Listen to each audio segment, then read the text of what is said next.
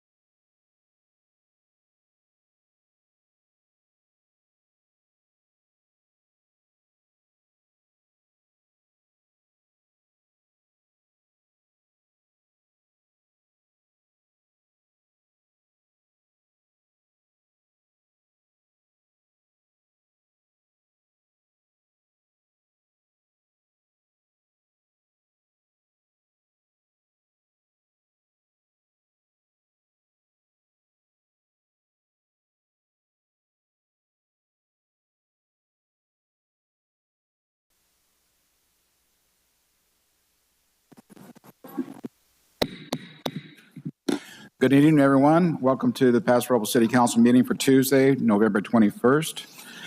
We'll go ahead and start off with the AB 361 reading by City Clerk Melissa. The city has returned to hybrid public meetings pursuant to AB 361, which allows for deviation from the teleconference rules required by the Ralph M. Brown Act. Residents now have the option to attend the meeting in person or to participate remotely. To participate remotely, residents can live stream the meeting at www.prcity.com/YouTube and call 805-865-7276 to provide public comment via phone. The phone line will open just prior to the start of the meeting and remain open throughout the meeting to ensure the opportunity to comment on each item heard by the council. Written public comments can be submitted via email to cityclerk@prcity.com prior to 12 noon on the day of the council meeting to be posted as an addendum to the agenda. If submitting written comments in advance of the meeting, please note the agenda item by number or name. City council meetings will be live streamed during the meeting and also available to play later on YouTube by accessing the following link, www.prcity.com/YouTube. Thank you, Melissa. This is a reconvening of a closed session that was beginning at 5:45. We'll now begin then with the Pledge of Allegiance led by Councilwoman Sharon Roden. Please remain standing for the invocation. Yes. I pledge allegiance to the flag of the United States of America and to the republic for which it stands, one nation, under God, indivisible, with liberty and justice for all. And I think we have Kim McGrew. Yeah. Please be seated. Please be seated. Good evening, Mr. Mayor, City Council members, ladies and gentlemen. I'm Kim McGrew, and I represent over 700 atheists of our local chapter of Atheists United. As we gather here today for this City Council meeting, let us take a moment to reflect on the rich tapestry of beliefs and perspectives that form the bedrock of our diverse community. In recognition of the principles of secularism and the freedom of thought and conscience, we now offer an invocation from an atheist perspective. Rather than traditional prayers, today we invoke the spirit of reason and draw inspiration from the tireless pursuit of knowledge and the remarkable capacity for human understanding. As atheists, we do not subscribe to the idea of a supreme being or divine intervention. We do recognize the inherent worth and dignity of every individual. We recognize the value in seeking truth based on evidence, reason, and critical thinking. It is through these principles that we strive to address the needs and concerns of our fellow citizens. At this time, let us reflect on the importance of separation between church and state, a fundamental principle upon which our secular society is built. We cherish the freedom of conscience, knowing that no one group holds a monopoly on morality or wisdom. It is our collective responsibility to foster an inclusive and equitable environment, one that respects the rights and dignity of all citizens, regardless of their religious or non-religious beliefs. Let us reaffirm our commitment to the principles of a secular democracy, where the rights and freedoms of all individuals are respected and protected. May we actively uphold our shared values of justice, compassion, and equality. Together, let us strive for a future that embraces diversity, nurtures understanding, and promotes the common welfare for all our citizens. Thank you. Thank you, ma'am. We'll move on to staff introductions, beginning on my right. Melissa? Melissa Boyer, City Clerk, joined by Karen Jackson, IT Technician, and Shauna Howenstein, Civic Engagement Coordinator. Warren Frace, Community Development Director. Ditas Esperanza, Capital Projects Engineer. Linda Flesha, Recreation Services Manager. Angelica Fortin, Community Services Yeah, that's coming. Ryan Cornell, Administrative Services Director. Frida Garment, Public Works. Yeah, missed it. Or Scandals, Airport Manager. Dave York, Police Chief. John Sarnett, Chris Ua, City Manager. Sarah Patton, Eric Delgado, Associate Manager. Darren Nash, Planner. Also, Economic Development Manager. Ty Lewis, City Manager. Isaac Rosen, Assistant City Attorney. Thank you. And Melissa, if you would go ahead and call roll call, please. Councilmember Roush, Present. Councilmember Gregory, Here. Councilmember Roden, Here. Councilmember Strong, Present. Mayor Hammond. Here. All right, we'll go ahead and then have our legal counsel report out from closed session. Isaac? Thank you, Mayor. So this evening, there were two closed session items that were read into the record at 5:45 p.m. For both those closed session items, there is reportable action. There's a single action that was taken by the council. So by a vote of 5-0 in favor, the city has chosen to opt out of the two lawsuits that are named on the agenda and read into the record earlier this evening. Very good. Next, we have presentations. There's three. The first one is going to be the Family Court Month Proclamation. And the person receiving this is Tina Swithin, and she's online, I believe. Tina? Yes, she is. Tina, can you hear us? Okay. Hello, good evening. Hello, Tina. So I'll go ahead and read the proclamation on Family Court Awareness Month. So this is a proclamation, November 2023, whereas the mission of the Family Court Awareness Month Committee to increase awareness on the importance of a family court system that prioritizes child safety and acts in the best interest of children. Whereas the Family Court Committee is fueled by the desire to create change in the family court system for an estimated 58,000 children a year that are ordered into unsupervised contact with abusive parents, while honoring the hundreds of children who have been reported as murdered during visitation with a dangerous parent. And whereas the mission of the Family Court Committee is to bring attention to the importance of education and training on domestic violence and child abuse, including emotional, psychological, physical, and sexual abuse, as well as childhood trauma, coercive control, and post-separation abuses from judges and all professionals working on cases within the family court system. And whereas the Family Court Committee seeks to increase awareness on the importance of using scientifically valid, evidence-based treatment programs that have proven safety, effectiveness, and therapeutic value. And whereas the objective of the Family Court Committee is to educate judges and other family court professionals on peer-reviewed research, which is a critical component to making decisions that are truly in the best interest of children. Now, therefore, let it be resolved that I, John Hammond, by virtue of the authority vested in me as mayor, and speaking on behalf of the entire City Council, do hereby proclaim November 2023 as Family Court Awareness Month, and encourage citizens to support their local communities' efforts to prevent the harm of children in the hands of family members and to honor the value of lives of children. So, Tina, we have a proclamation for you. Would you like to go ahead and say a word? I would love to. Thank you, Mayor Hammond. When someone makes the brave and courageous decision to leave an abusive relationship, they are often blindsided by the shortcomings and the failures of our family court system. And many people are shocked to discover that most family court judges have little to no training on topics such as domestic violence, trauma, and post-separation abuse, yet they are making decisions that affect the most vulnerable members of our society.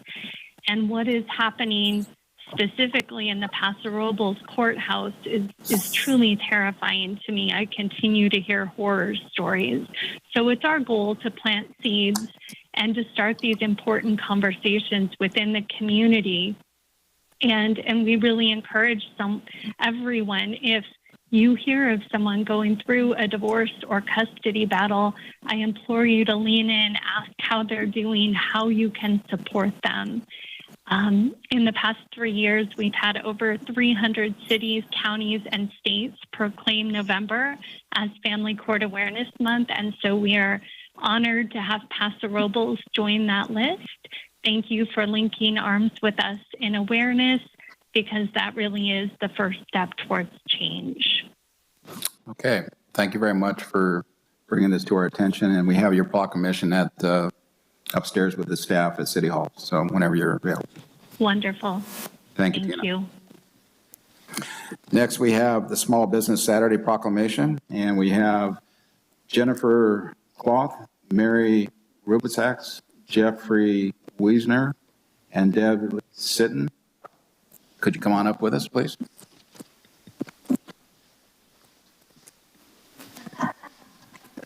Yeah, get that. Actually, Oh, I was going to give you a proclamation. Go ahead. we have Glenna Thompson.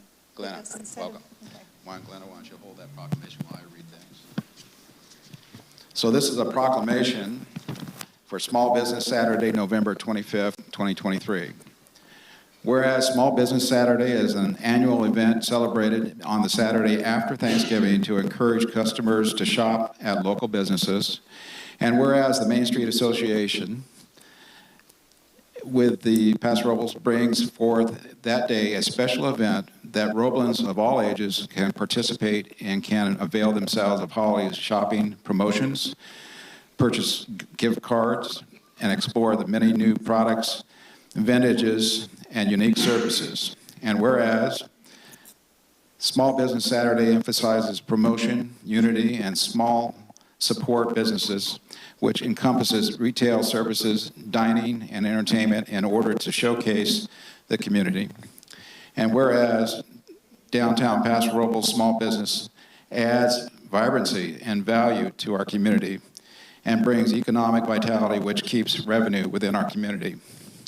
And whereas many Paso Robles businesses provide personalization and authentic hometown feel and meaningful quality relationships that extend well beyond purchase. And whereas an integral members of the community small business play a pivotal role in fostering a thriving civic landscape through our philanthropic endeavors. And whereas recovery from the pandemic is still happening and building our local community is important to consider as small, independent-owned businesses create jobs and make us more resilient. Now, therefore, let it be resolved that I, John Hammond, by virtue of the authority vested in me as mayor and speaking on behalf of the entire City Council, do hereby proclaim November 25th, 23 as Small Business Saturday in the city of Paso Robles. And I encourage all residents and visitors to support our local businesses by shopping at them on this day and throughout the year. So welcome and thank you for...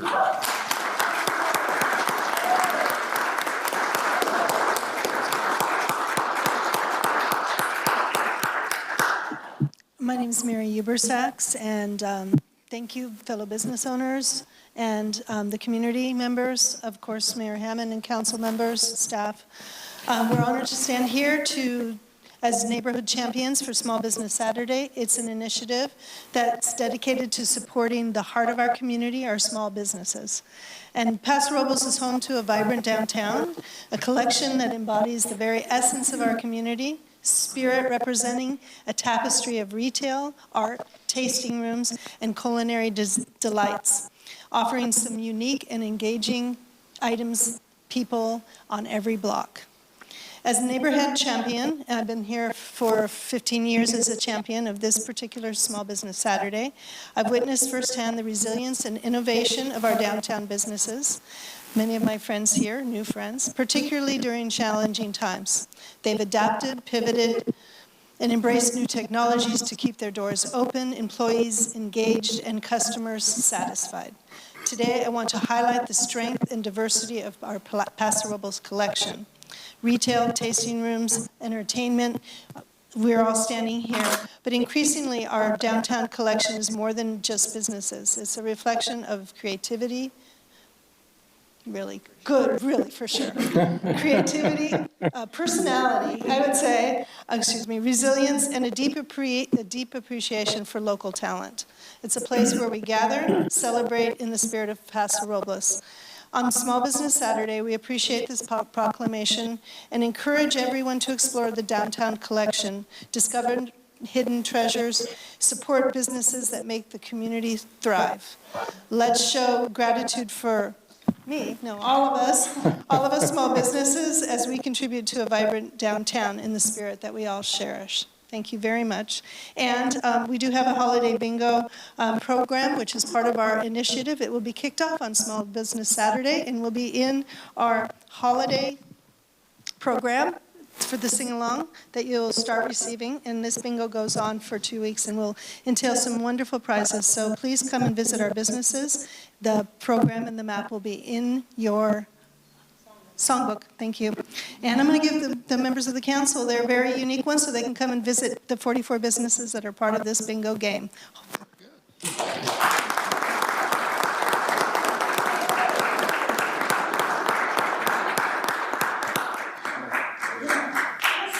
Anyone else? Oh.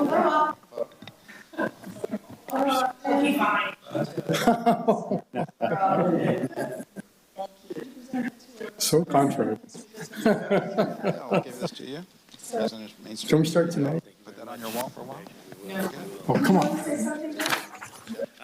Thank you for this proclamation. It means a lot to the small business owners, not only in downtown, but throughout Paso Robles as a whole. But we are here representing the Main Street Association. We have some fantastic businesses, and a lot of the words you mentioned in the proclamation were really accurate. This community has really supported the small business community, helped us get through COVID, and now as we're on the other side and still trying to move forward and push forward, it takes a fantastic community to get our backs, and you guys have done that. So thank you all very much. Thank you. Yeah, everything's already been said, but I do want to thank our locals and all of our friends in our city council. We have done made a lot of huge changes. We've done a lot of really small changes, and we just love all of you guys coming down to visit us, especially, in a minute just to say hi, or come down and shop, or come down and eat, or come down and say hi, especially for the holidays. So thank you.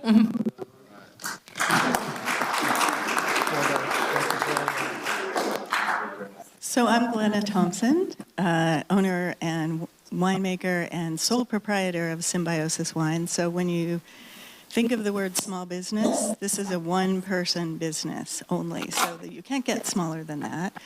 But I'm here representing the Downtown Wine District for Deb Stilson, who couldn't be here tonight. And I'm not sure how many of you know that we have almost 30 wineries downtown, so please come visit us. My particular place is west of 12th, west of Spring on 12th. Symbiosis. So thanks for coming, and thanks for supporting your small businesses. This is the fun thing about being in the Central Coast of California. A common theme that I always hear from visitors from our area is the downtown, the unique feel and flavor of what you guys make for us down around the park. And again, I've said it through COVID, you fail, we fail. So again, glad to have everybody back up on our feet, and it's up to the Roblins to support it, the downtown, and we're all going to do that very well. So thank you for coming tonight.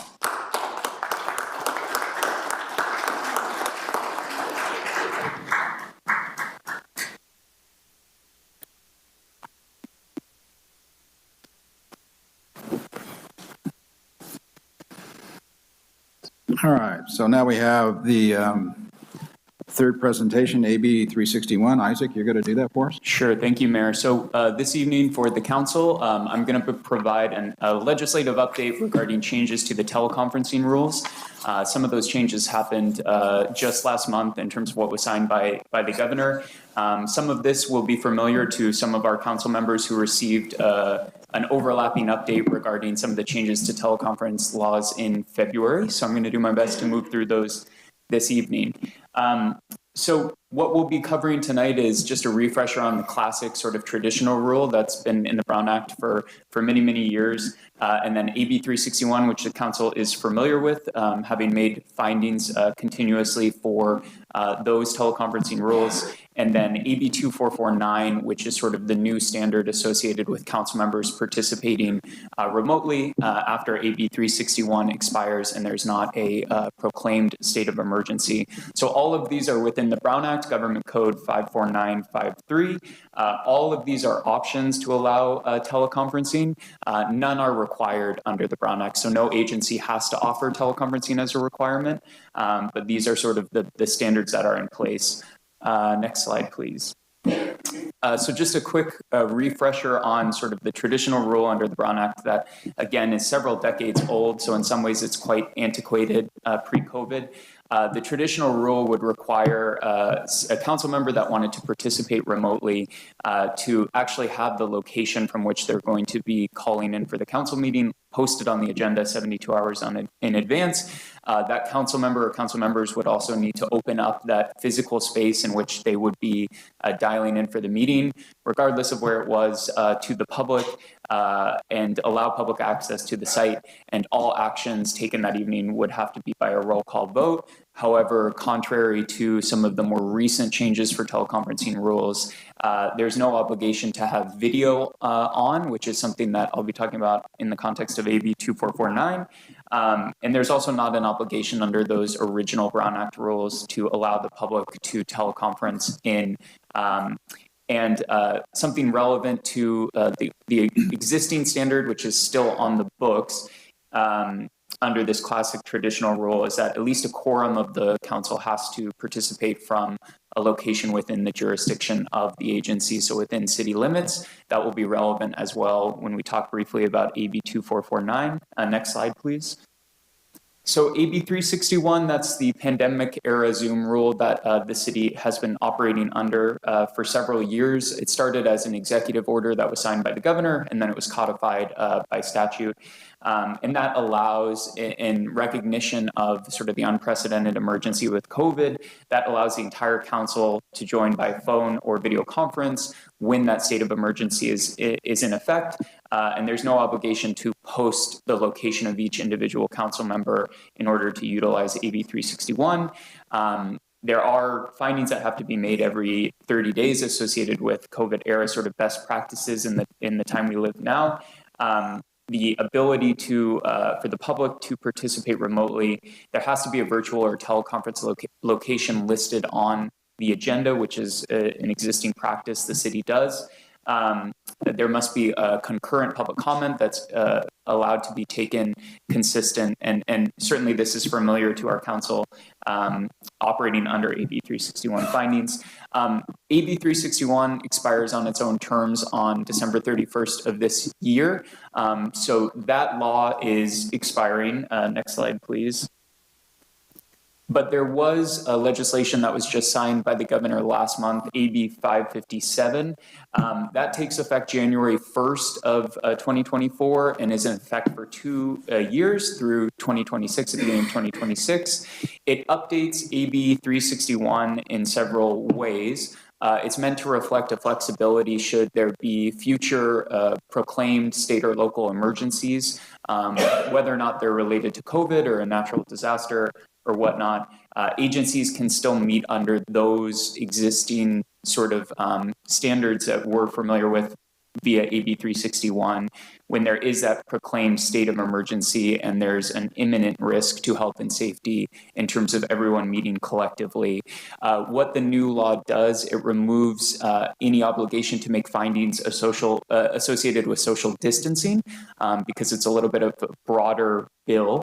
And it was sponsored by the California Special Districts Association. And in part, I think that's why there's also a new provision or tweak to the law that allows an agency that maybe meets less frequently to renew those findings similar to the findings made under AB 361 every 45 days versus every 30 days. So for some special districts that perhaps meet less regularly. Next slide, please. Okay, and then AB 2449, I know the city attorney in February provided some context on AB 2449. I want to provide a little bit of an update on the bill, just as a refresher and next steps for the council's consideration moving forward should there be one of the valid reasons by which a council member could participate remotely under AB 2449.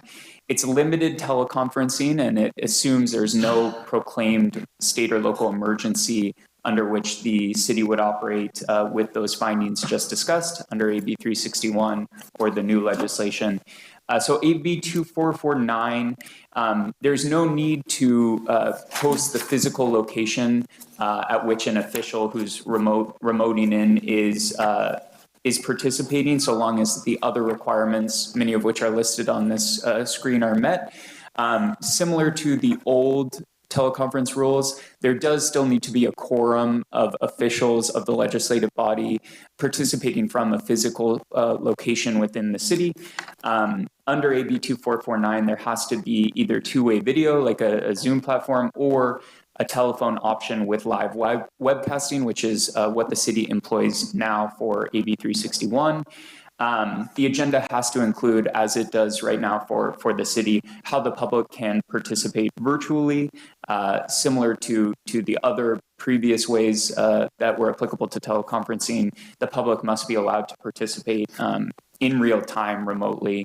And finally, if there are technical difficulties with the technology, it means the city actually has to stop the meeting and reconvene another time while those get sorted. Next slide, please.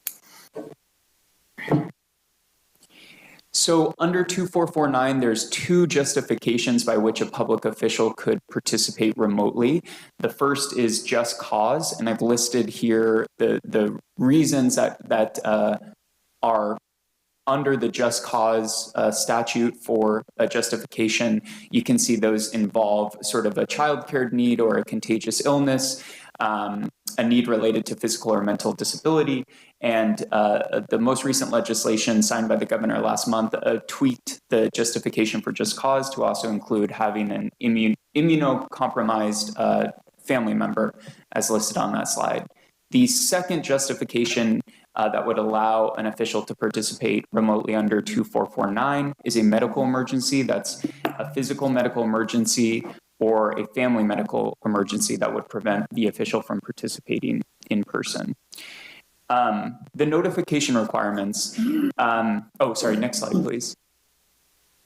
So if an official was planning to utilize a just cause rationale to participate teleconference, you would provide notice to the city at their earliest opportunity and give a general description, not more than 20 words, of the circumstances for why it meets the just cause obligation. For a medical emergency, council actually would need to take action as a body to approve the request by an official seeking to participate as a result of a medical emergency. And obviously, emergencies in the title. The ideal situation for either of these justifications would certainly be to notice it with the 72 hours required for our agenda under existing Brown Act requirements. If there's a true emergency that occurs after the agenda has been posted within that 72-hour time frame, it can be added as a late item to the agenda, and the council would have to approve the remote official's participation by a 2/3 vote. And in both these instances, the official has to give a general description of the reasons or the justification to meet just cause or medical emergency. But certainly the law is clear. There's no obligation to disclose confidential medical information as part of that. Next slide, please.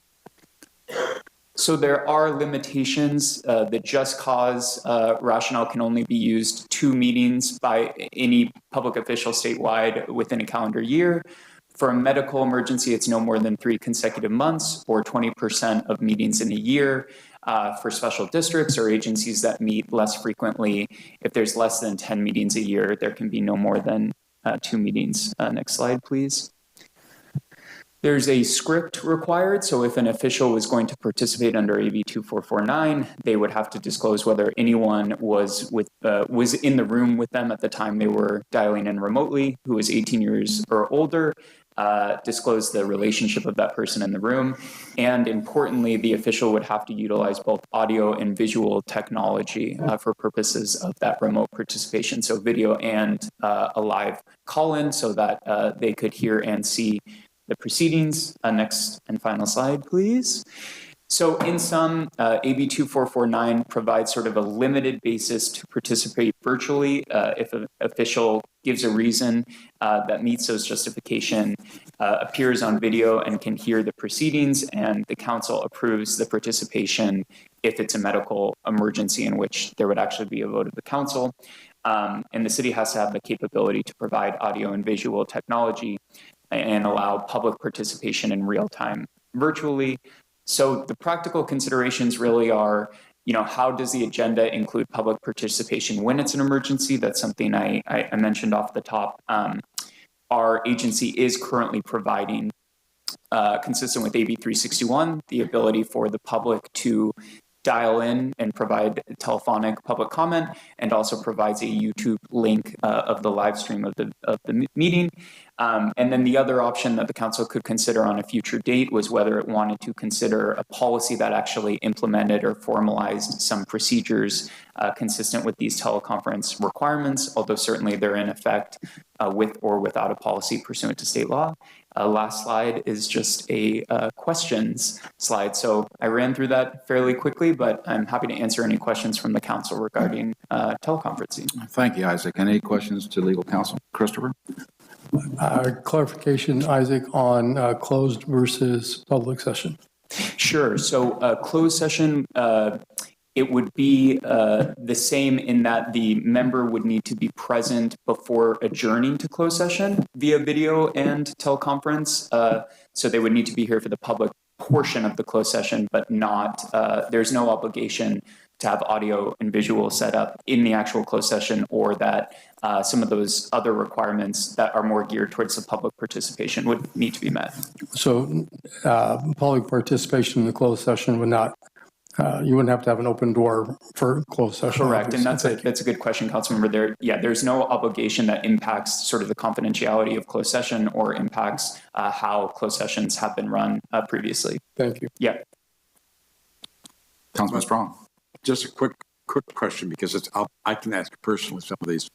If you are at a function representing an agency to which you represent the city. Yes. Does that count? Yes, and that's also a good question, Councilmember. So that is one of the justifications for just cause, is being on official agency business.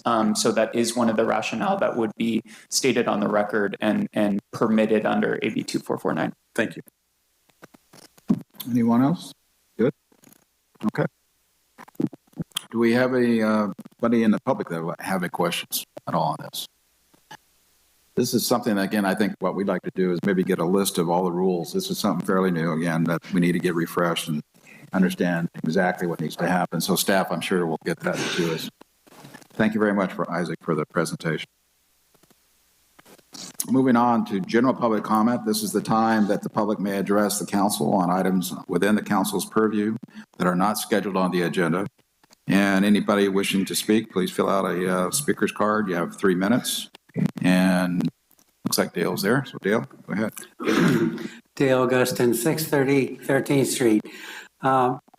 It's a pleasure to see all of you here in person. I love that. I don't like teleconferencing, but I understand it was necessary during the pandemic. Anyway, I'm sure that the audience would agree with me. It's very boring to hear an attorney recite the new law, but I had to do that for 35 years, so I sympathize with him. On the other hand, there's a light, a crosswalk out here. And when you're on the far side, the west side, you push the button, only the left side light lights up, not the right side light. And I've complained about that before. Can we get that fixed, please?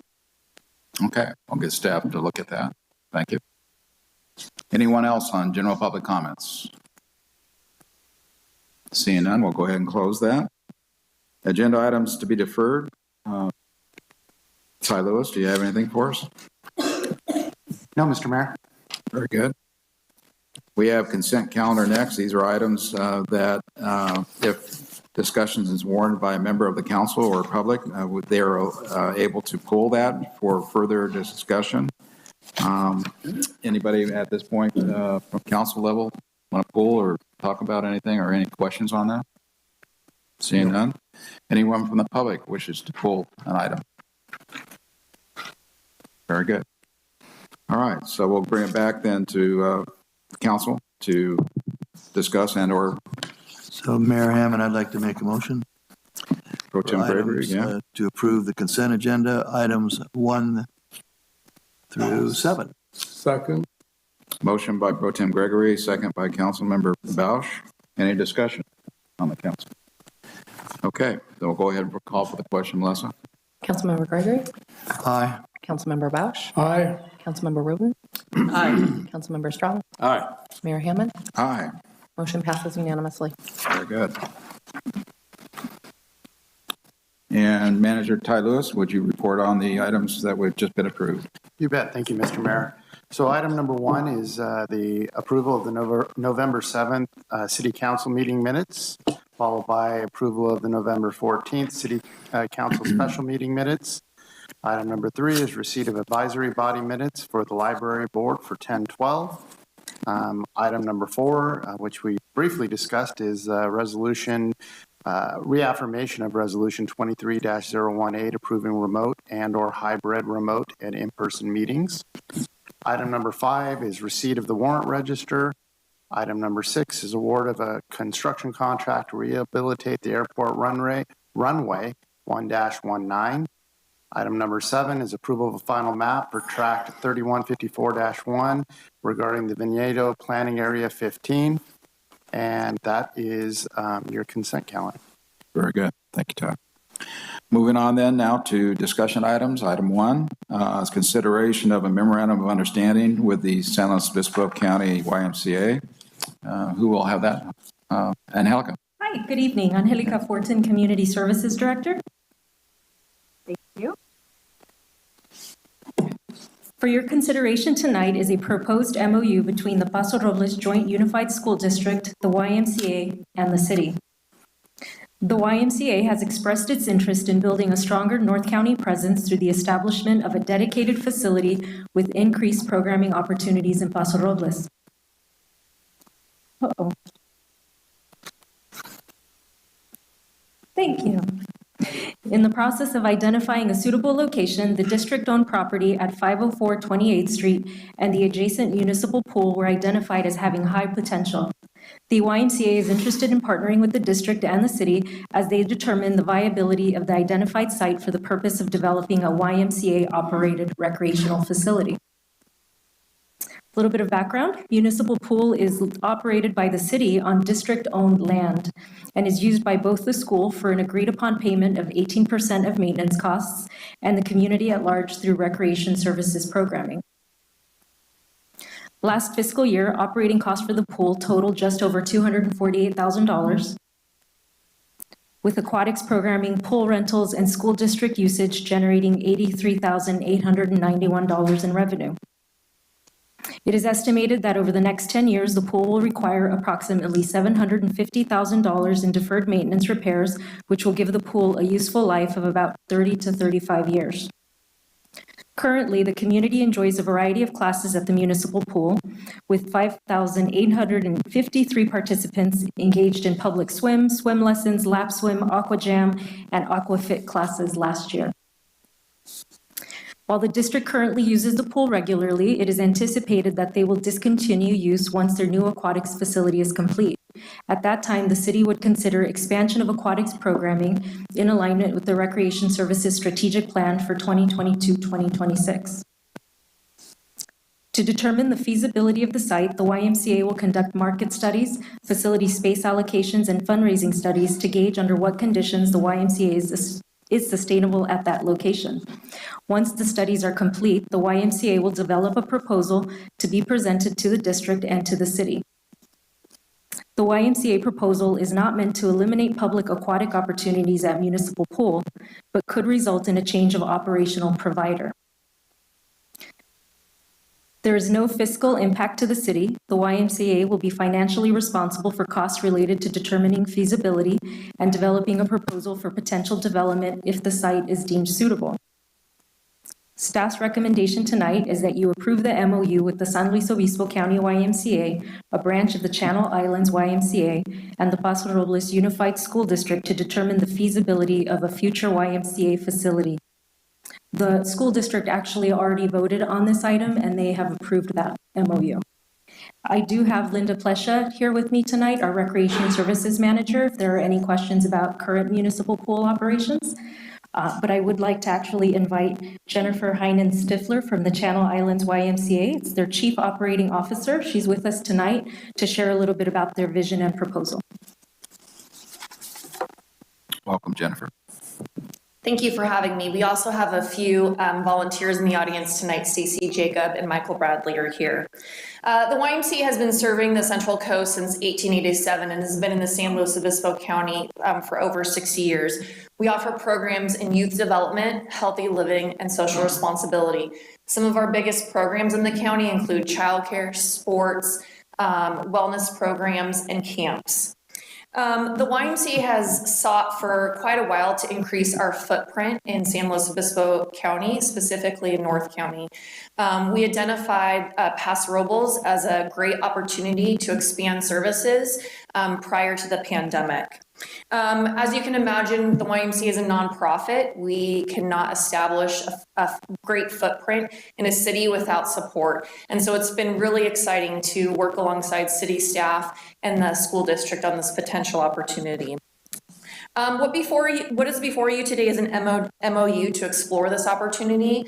The studies that we had conducted before the pandemic are outdated. In addition, we didn't test any specific site. So this will give us more data to make an informed decision if a YMCA is feasible and sustainable in this city. That's it, and I'm available for any questions that you might have. Okay, Jennifer, thank you. Any questions, first off, from council at this point? Okay. That is the end of the presentation at this point. Okay, so we'll go ahead. If council doesn't have any questions, then we'll open it up then to the public for questions to staff. Anybody? Okay, seeing that, we'll bring it back to council then for discussion. Yeah. Any comments? Okay. Councilman Gregory. Yeah, and Helic, I have a quick question. So if this were to go forward and be successful, having the YMCA take that over, would we have our swim lessons on both sides of the city? Potentially, the feasibility study will determine if the YMCA will want to host aquatics programming at municipal pool. I think the really important thing for us is that we provide opportunities both on the north end of town and on the east side of town for aquatics. Again, what may change is who's operating that program. All right, thank you. And that's my question too. In other words, we have the aerobics pool for the seniors and things over there. Who would then actually be doing that programming if this is moved to YMCA? At the municipal pool? Yes. Do you mean? So right now, the Recreation Services is providing several opportunities. We would share that information with the YMCA as well as the information that we found in our strategic planning regarding potential growth at municipal pool. It could be that the feasibility study determines that YMCA does or does not want to take over aquatics. If they do, then again, we would share that information with them to ensure that we continue to offer those opportunities. And who physically owns this pool? Is it the city's property? It's actually the school district's property. The city operates the pool, and then we lease it back to the school district. So with the deferred maintenance that's coming, and it was required here in the next 10 years. The city actually maintains that pool. So we would be 100% on that effort to bring it up to code or whatever? Right now, we're on target for that. We would have to, I mean, it's 10-year timeline, right? So there are a lot of questions to be asked and probably will come before you again. If the YMCA takes over operations there, they would come to you with a proposal. I'm not sure what that will look like at this time. Okay. Well, we've been trying to get the YMCA up here to do this kind of thing for quite a while, and it sounds like it's an opportunity. Sounds interesting. Discussion? Anybody? I'm ready to make a motion. Councilman Greger, go ahead. Yes. I move that we approve the MOU with the San Luis Obispo County YMCA, a branch of the Channel Islands YMCA and the Paso Robles Unified School District to determine the feasibility of the future YMCA facility development. Second. Motion by Pro Tem Gregory, second by Councilman Bausch. Any discussion? Councilman Strong. Seeing none, then we'll go ahead and call for the question on Melissa. Councilmember Gregory? Aye. Councilmember Strong? Aye. Councilmember Bausch? Aye. Councilmember Roden? Aye. Mayor Hammond? Aye. Motion passes Good unanimously. luck. Let's hopefully see we come back and we'll prosper from this. Thank you. Thank you and good luck. Item 2, we have oak tree removal permit 23-04. Request to remove an 18-inch live oak tree from 1415 Oak Street. Darcy, you can have that report. Thank you. Good evening, Mr. Mayor and council members. Darcy Delgado, Associate Planner. So this is an oak tree removal request at 1415 Oak Street. So here you can see it on the screen. The tree is just near the property line, adjacent to the property to the south. So the owner originally, so the property owner of the, which is highlighted in yellow, originally had their arborist, Miss Hattie Coker, provide, a report because there were concerns that the tree might have been affecting the neighboring property. So that's how this report started. Here you can see on the left, this is the actual owner's property. So you can see the tree with the red arrow. And then the image on the right is taken from the neighboring property just to the south. And you can see that it's even kind of like, they have a cutout on the fence and where you see that blue oval. And the approximate location of where the yellow arrow is pointing, they're doing a remodel. So originally this was flat work that had a crack in it. And so there was concern that this oak tree was going to be impacting the foundation of the house to the south. When they removed the concrete patio, they were able to determine that that was not the case. And so really this comes back to the request for removal and relying on the arborist report. Ms. Coker indicated that the tree is in fair condition. So you can see with the rating system, it's a 3-4. In the report, the arborist does not actually recommend removal. She states that there are some issues, bore holes, brown rot on the bark, bore holes visible, as you can see in the various photos. But being that there is no evidence that the tree is declining or failing or in immediate danger, the Paso Robles Municipal Code on oak tree preservation would dictate that we come to City Council and they are requesting removal. Staff is, based on the lack of evidence to justify removal, staff is recommending that this oak tree remain, but the applicant would like to present their information, and so I'm expecting that they would probably speak after I provide my presentation. So here are the options available to council. Staff's recommendation is option 2. So option 1 is to make findings, additional findings to approve this oak tree removal request. Staff found it very difficult to create such findings, and so there is a resolution B that is pretty plain, but the City Council can certainly make those additional findings. They would need to either replace by planting trees in its place or pay in lieu, and they've requested to pay an in lieu fee if option 1 is granted. So staff's recommendation is option 2, which would be to deny the oak tree removal with findings and require the oak tree to remain and be protected. And that was kind of laid out in the staff report for this item. Certainly you can provide additional direction to staff or refer back to staff for that matter. I anticipate that the owner of the property and or the neighbor would like to present maybe some information to council, but that concludes my presentation. Okay. Any questions with Darcy first? Okay, we'll go ahead and hear from the applicant then next.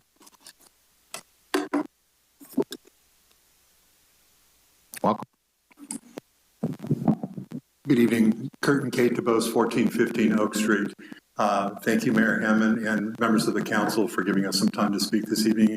And Council Member Roden, thank you in particular for coming out and looking at the property and viewing it firsthand.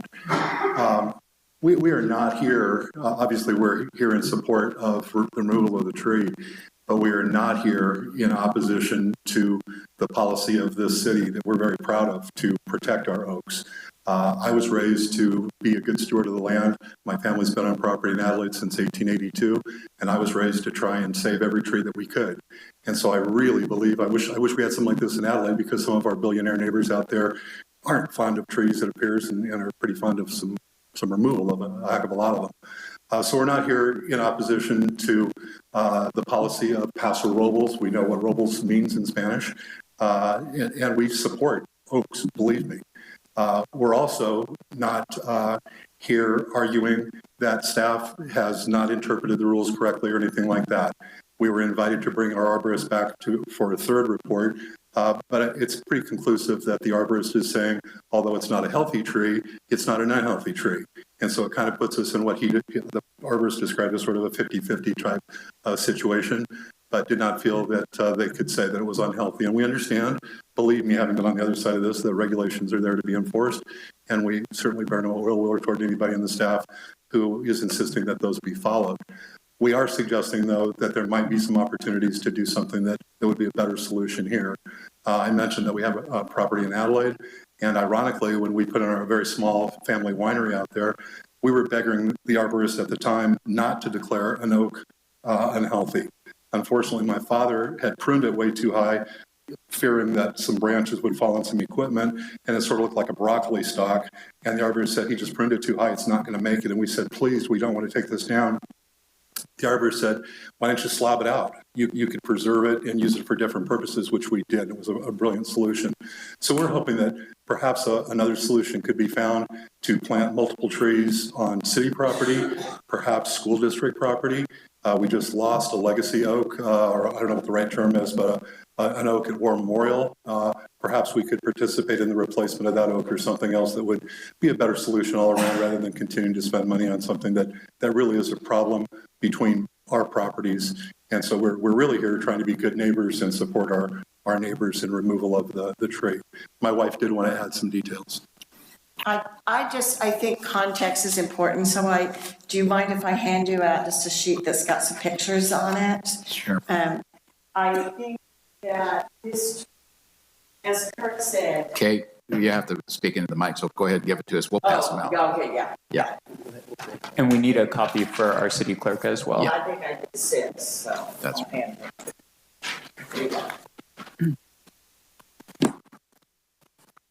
So you'll see on these pictures I gave you, there's a picture of our house. Our house is a 1918 Craftsman on Oak Street. And while we're in a historic neighborhood, it's not declared a historic house, but we would like to preserve that house the best we can. If you look, I wanted to give you some shots of this. If you look at the view down that fence line, there is, on that top picture of the house, there is an oak on the property line that's a really nice oak. And we plan to preserve that in the very same manner that we preserve the trees out at the winery and keep it pruned and healthy. But if you look down the row, we believe this was a fence line that allowed volunteer oaks. There's an elm next to it that has to come out. I've sort of delineated those for you.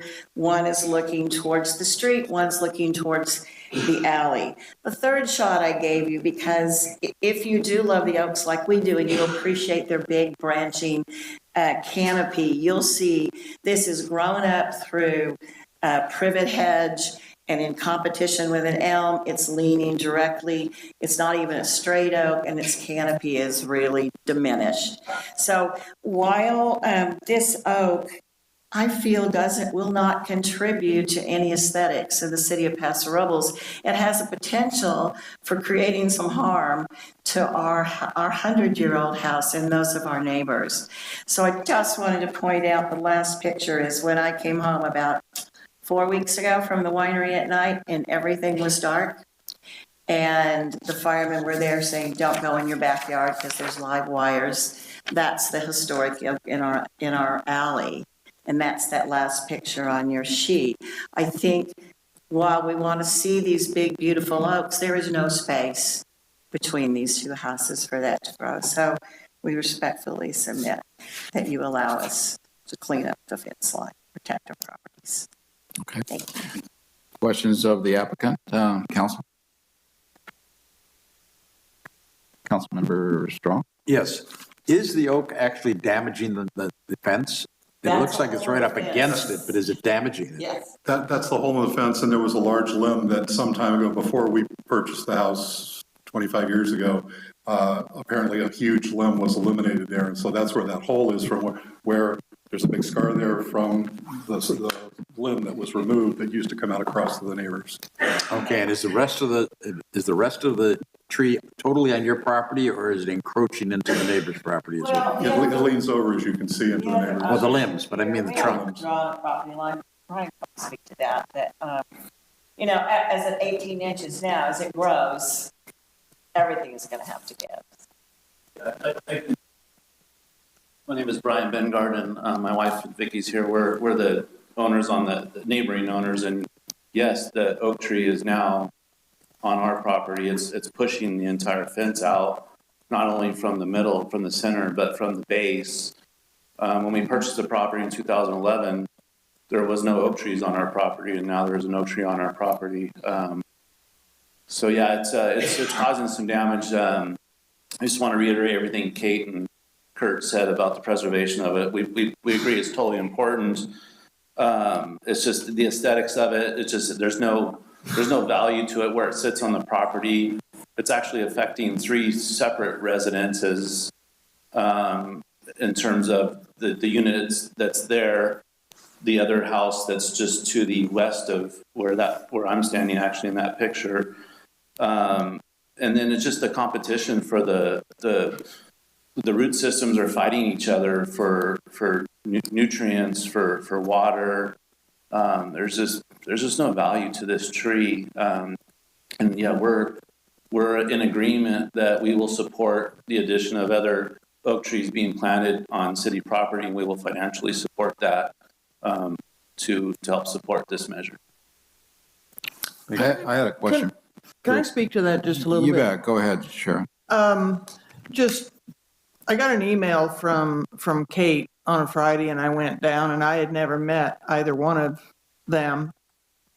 I'm not an arborist, I'm a farmer. If somebody asked me to prune their tree, they'd all look like pistachios. So don't ask me to prune it unless you want them to look pretty. But when I looked at this tree, clearly the elm was the major problem. It's encroaching, the roots are encroaching on the roots of the oak. But in doing so, it's harmed the oak.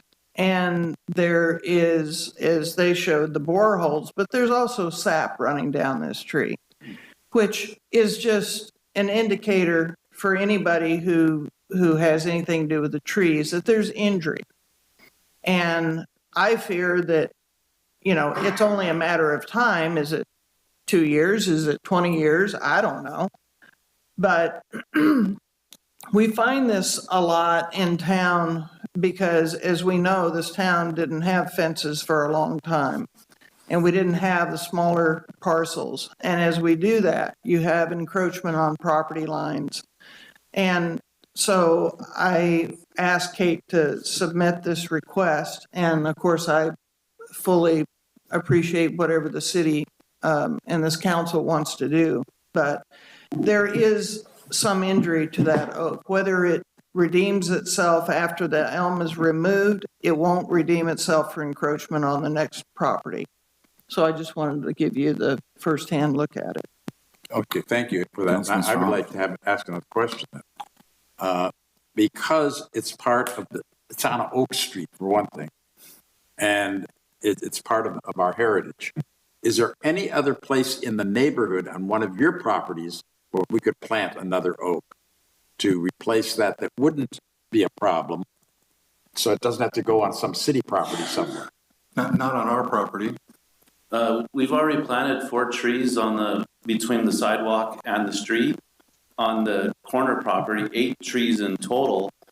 And because of we basically added 8 trees to the property already. And are they oaks? No, they're not oaks, but we can take a look at somewhere between them of possibly putting an oak, but it would not be on our property. That would be city property, if I'm not mistaken, between the sidewalk and the street, correct? Parkside, yeah, the parkland area. So yeah, so we've already planted 8 trees. If we can take a look at, I guess, removing one of them and putting an oak in its place, but Kurt, do I remember you have 2 oak trees on your property right now? There's one in front of that one, and then there's one in back, right?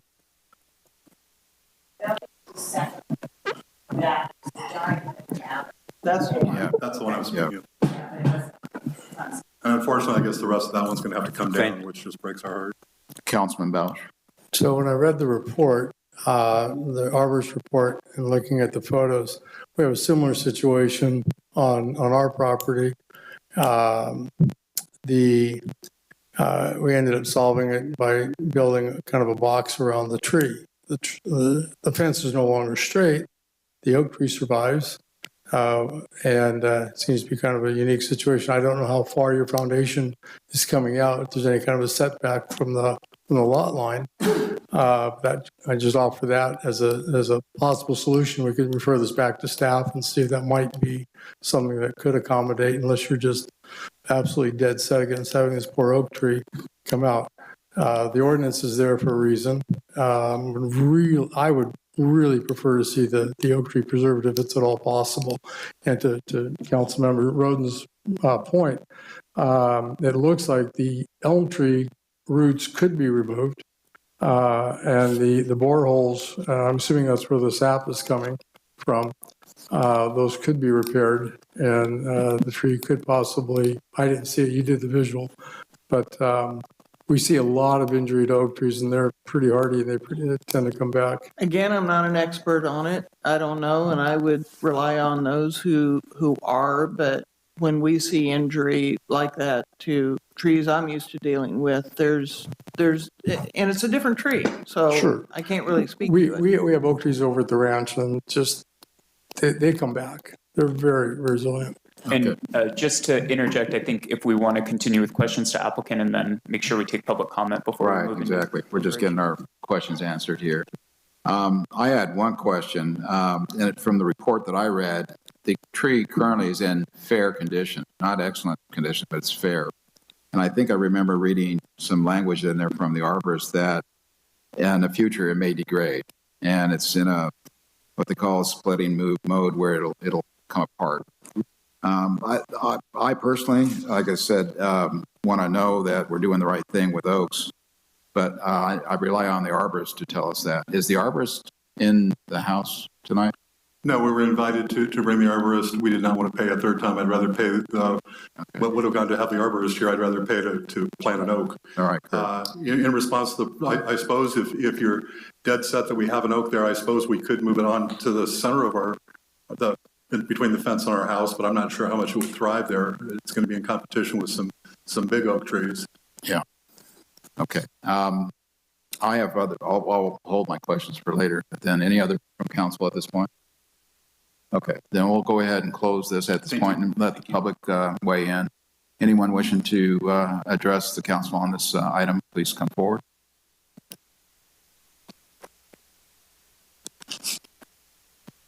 Dale Gustin, 630 13th Street.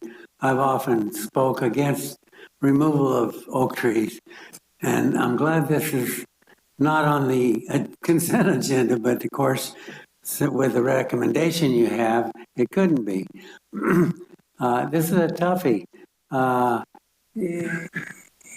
think that if you're going to have it removed, we definitely need to get another live oak planted somewhere and as a replacement.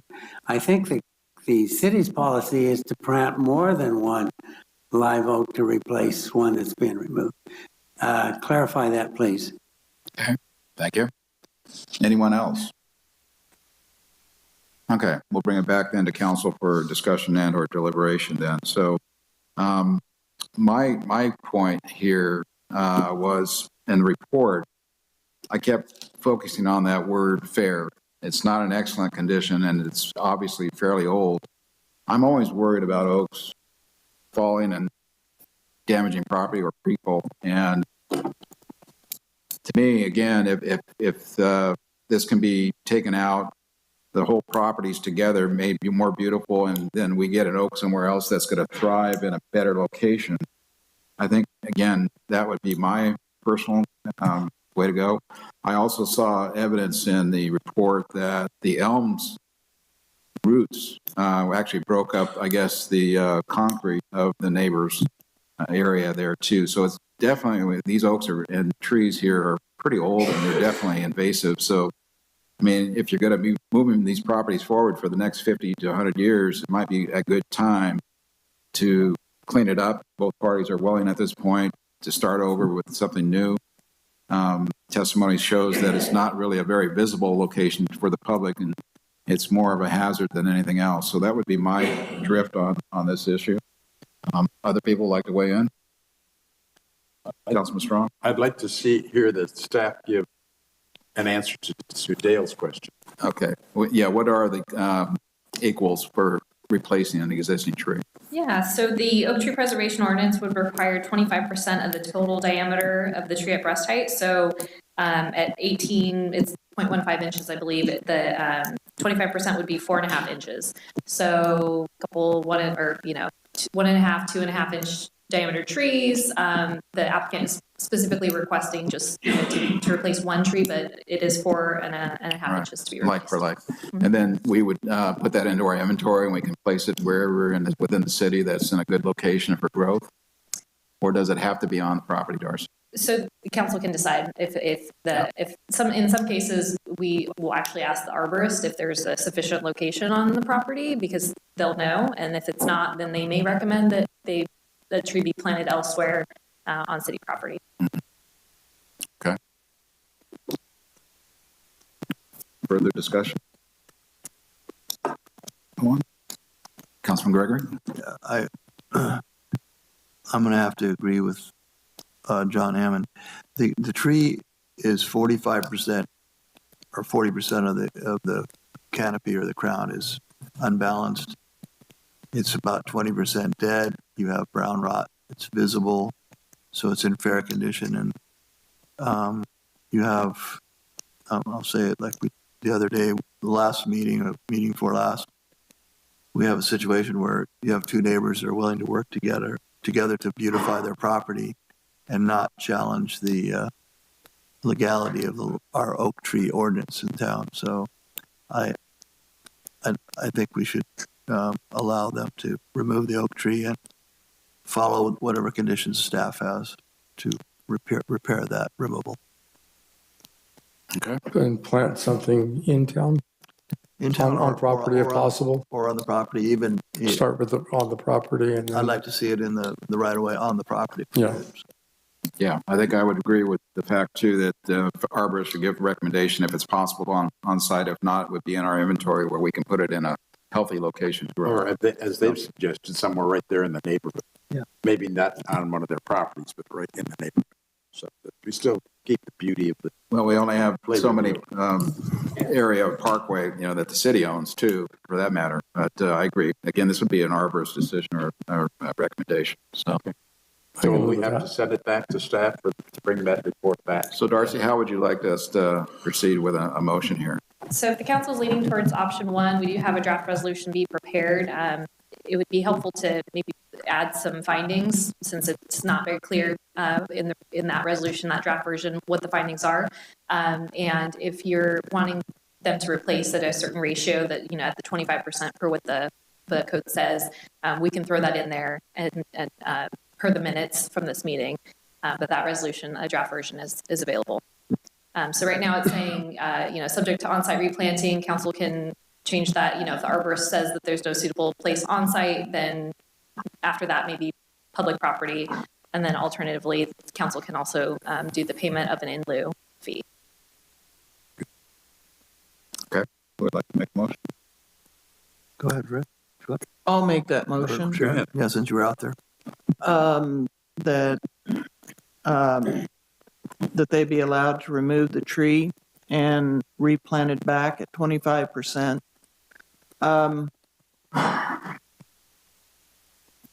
Per staff recommendation. Is that good enough? Second. And then I can ask a question, I think, for the first and second maker. To Darcy's point, to allow the removal of the tree, and for that resolution, there are recommended findings under section 10.01.05. The council's deliberation talked a bit about the condition of the oak tree. One of the factors under our code says a tree could be removed if it's related to respect to its general health, status as a public nuisance, danger of falling, proximity to existing or proposed structures, interference with utility service, and its status as host for a plant, pest, or disease endangering other species of trees or plants with infection or infestation. So I'd ask the first and second maker, if the motion is to allow the removal of tree, whether that finding specifically would be built into the resolution. Yes, what you said. Okay. And the second? Yes. And then additionally, one more question. Staff recommended an added condition in addition to the recommendation regarding the 25%. That said, essentially the condition would be that an arborist give a recommendation for the replacement trees, ideally on site if possible. And so I wanted to read that into the record and make sure that was also part of the motion on the floor. I would not make that as part of the resolution because I have been to the site and there's not a whole lot of room for another oak to grow there. True, but that's your opinion. That That the is my arborist, though, opinion. is what. Again, I'm not an arborist. Yeah, am I? exactly. But that protects us against future, so I would want that. Then what he said. Let an expert kind of make that decision there. Okay. With Sharon. So okay. So we also need an arborist. Yeah, so the condition of approval would be those findings I read into the record from 100105D1. Based on the condition of the oak tree, the City Council was recommending its removal with staff's recommendation regarding replacement at 25% and an added condition that based on the opinion of an arborist, there'd be a recommendation the replacement occur on site if possible, and if not, it would occur on public property. So moved. In the general area. In the general area. First and second agree to the language? Correct. Okay. Yes. Not that we have any authority over the elm tree, but I'm assuming that'll be also removed. I mean, to get that invasive root system out of there and cleaned up. So, okay, then I think we have a motion and a second. Go ahead and call for the question, Melissa. Councilmember Roden? Aye. Councilmember Gregory? Aye. Councilmember Bausch? Aye. Councilmember Strong? Aye. Mayor Hammond? Aye. Motion passes unanimously. Thank you. All right, moving on to item 3. We have the Parking Ad Hoc Committee findings and recommendations. Chief Nord, will you be handling that, or who has it with Donna? Okay, Chief? I'll handle the easy part, and then Donna will come answer all the hard questions. Okay, thank you. Mr. Mayor, Council, Damian Nord, Police Chief. City Council established the ad hoc committee for the purpose of reviewing the parking program and determining what, if any, modifications or termination was necessary to improve customer experiences and the fiscal position of the parking program in the downtown area. At the final ad hoc committee meeting, I presented a summary of options discussed to determine whether there was consensus between Councilmember Bausch and Gregory. Councilmembers Bausch and Gregory agreed on the following recommendations to modify the program. 1, offering free parking on Tuesdays and Wednesdays. 2, offering additional senior permits. 3, update and improve the parking signs. And 4, utilize city staff to develop an outreach campaign. Separately, there was consensus on future study and additional discussions regarding the technology around time parking. At this time, I'd like to turn it over to the ad hoc committee for discussion. Okay, thank you, Chief. So we had 2 of you on board for that. You want to give some reports or some findings that you want to come back to discuss? Well, yeah, I think Chief summed it up very succinctly. There's a lot of public input at the meeting. I think the meetings were surprisingly civil. A lot of repetition. The public got to state where they were at. We got a lot of input from the general public. We got a lot of input from businesses, from various stakeholders, a lot of good ideas. We tried to get consensus where we could. We got some traction on some ideas, and some things we're going to just have to either agree to bring back if this goes forward, and some things we just couldn't get traction on, and we couldn't get agreement on. That I'd turn it to Councilmember Gregory. Yeah, and Councilman Gregory. Yes, and I'd like to thank Chris for all his effort, along with mine, to work on this. One of the things that's really important on the ad hoc I think Chris and I both agree that we have to have some kind of a parking program in our city because of the volume of traffic coming. And sure, I'll get closer to the mic here, sorry. So one thing that we agreed upon is that some kind of a parking program is going to be required. And the things that were very popular were the 2 days of free parking on Tuesdays and Wednesdays, and obviously more senior parking passes. A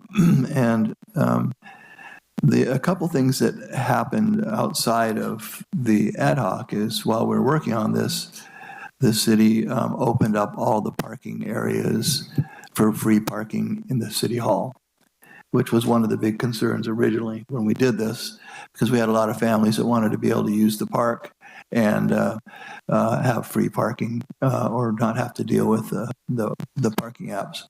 So that has happened. So we have all of these parking spots out here have been open. The part that's kind of where we ended up at, because there's a lot of other nuances in the parking that we could look at, but we just don't have time, and we didn't have the ability to get anything concrete. But both Chris and I agreed that we could, if we find something to improve it. More than that, we'd be happy to bring it back to the city council. And that's kind of where we're at. The other thing I'd like to just share, after the conclusion of the ad hoc committee meetings, some of the Monday morning quarterback had a few people observe that if you go back to the June 6th meeting that created the ad hoc committee, if you recall, Mayor Martin attended virtually, and he had a great comment at the end. He had the blue sock, red sock analogy, and did we really capture that spirit that he was trying to challenge us to rise to that occasion? Maybe we did, maybe we didn't. I expect some of that to come out tonight during public comment. I'm not sure that we did. We may have got a little sidetracked on some of that. So it'd be interesting to see what we hear from the public tonight. From our side, any questions of our colleagues at this point? Well, one of my questions is financial. What has been the effect of the program on the general fund? Are we making money? Are we losing money? Are we accomplishing anything financially in this? Well, that's a question we can get answered. Damian, or let's get Ryan up here. Yeah, from that side. Ryan Cornell, Finance Director. Hi, good evening. Ryan Cornell, Administrative Services Director. The last two fiscal years, the parking program has actually received more money than it has expended. This last fiscal year, the net income was $81,673. Last year was pretty much a break even at $29,500.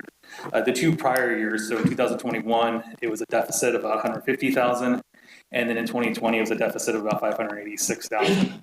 I do want to emphasize that in 2020, the $586,000 deficit, close to $400,000 of that is just for the one-time startup cost for the kiosk.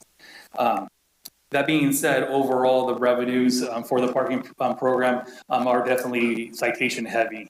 And so we do anticipate that if we get compliance of the program, a better compliance of the program, that we will see citation revenues decrease, which then will result in less revenue to the parking fund. As of right now, the general fund loan balance is at $545,773 at June 30th, 2023. Okay, thank you, Ryan. No questions yet, ma'am. Hang on. Yeah, just a note, we have the staff presentation prior to public comment. Yeah, we're not to questions yet. So, but my question still is, you keep talking about the parking fund. Is that the general fund? No, the parking fund's a standalone fund from the general fund. So General has fund there been activities. any impact upon the general fund? The general fund has lent the parking fund about $545,000. Has any of that been paid back? Yes, the loan balance is more like a line of credit. So as soon as the fund goes negative, that's when it pulls money from the general fund. Whenever the fund has positive cash flows, money goes back to the general fund. The loan balance peaked at $644,000 at the end of 2021. So it's now increased by 144,000 over what it originally was? Decreased. So it was at $644,000 at June 30th, 2021. It is now at $545,000. Okay, so we're decreasing it slightly. And do we have an estimate as to the impact of the proposals of the ad hoc, how they would affect it? Correct. Generally speaking, any additional free parking will continue to have the structural deficit potentially for the parking program. Thank you. Ryan, can I ask you a question on that real quick? If we increase the number of senior parking permits, that will increase the income for the parking program.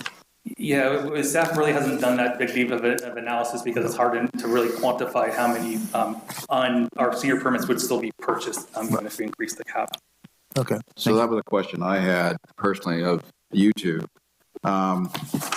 What were you discussing as far as, I think we're right now at 350 roughly. Mr. Mayor, do you mind if I go back real quick to Mr. Strong's question? Sure. So he asked about if we implement, that is in the staff report. It is estimated that there will be an annual revenue loss of approximately $37,000 by offering free parking on Tuesdays and Wednesdays. And the estimated cost to update existing signage is approximately $34,000. Okay. And that is an annual loss on the revenue side. The signage is a one-time cost. Yes, sir. So again, what you guys came up with was three different things: offering free parking on Tuesdays and Wednesdays, offering additional senior permits. And that was going to be my question. How many were you requesting or thinking of? Because I think we have right now 350, as I remember from my head. Around 500. Is it 500 that we had available? 501. Okay. All right. Now, how many more were you thinking of? Well, let's talk about that for a minute, because another thing that was suggested and didn't quite get translated here was offering permits for locals. It didn't seem to get recorded. I thought we had agreement on that, but apparently we didn't. At the last meeting, we thought about offering, broadening that so that locals could participate in a similar program that seniors did. So less than 65 years old could still buy a permit. Right. I see. Here's one issue possibly with that, because I did go down that alley, is that we originally came to this impasse because of, I think all of us were frustrated with the amount of employees that were using the downtown parking.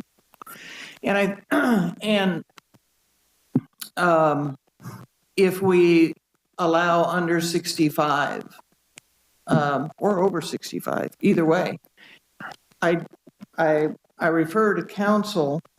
Can you offer those to everyone except employees?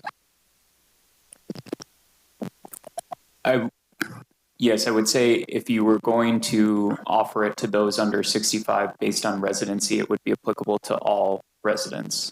There's the hitch in it, because you're back to square one. Right. Because though they may or may not want to purchase the $5 a month right now or $60 a year, if they can park, I'll get to all my research. I think you probably want to have a public discussion before I get to it. Sure. Trying to get it on the table. There's the hitch with that one aspect. Okay. Thank you, Sharon. So John, to answer your question, I think we were talking like 500 additional permits. So a total of 1,000 Yes. roughly for senior permits. Yeah. Why would we even limit them? Well, no, that's up for discussion. Yeah. Okay. It's just a number we threw out. Right. Yeah, just to be clear, all of this is up for discussion. This is just, what can we bring back that might make sense? I'm a newbie. I'm still getting used to the rules. You're doing good. All right. So then the other thing was improved parking signs. So there was a need from your discussions that people are not quite getting enough information on how to get onto the system, correct? I think the biggest common complaint is people say, oh, I got 2 free hours of parking.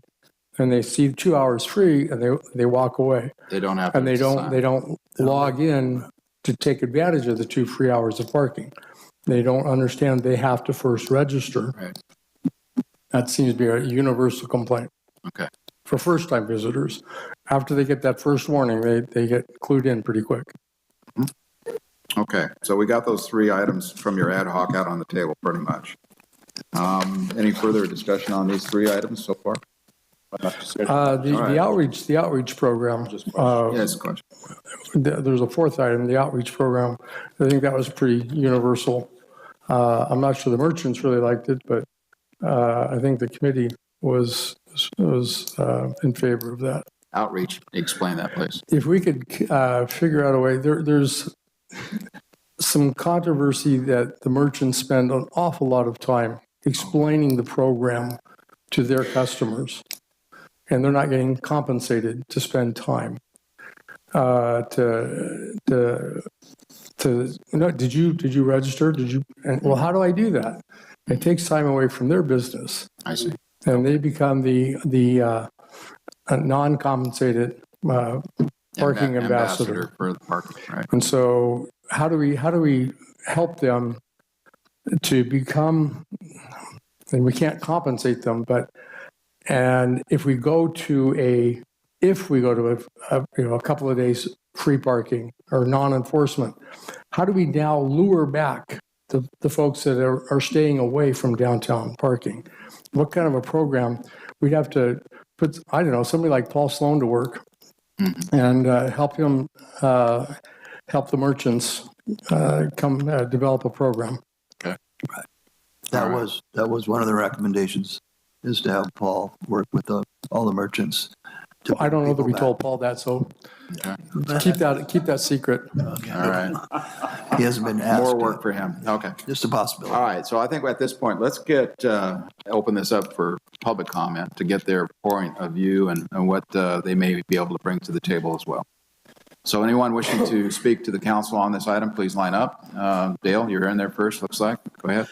Dale Gustin, 630 13th Street. You know, when I came here in 79, there was lots of parking, but then we were a smaller city. Now, as we grew, there became a lot of people wanting to locate downtown. We went through a spell where the merchants were really hurting for business, but the Main Street dug in and got businesses.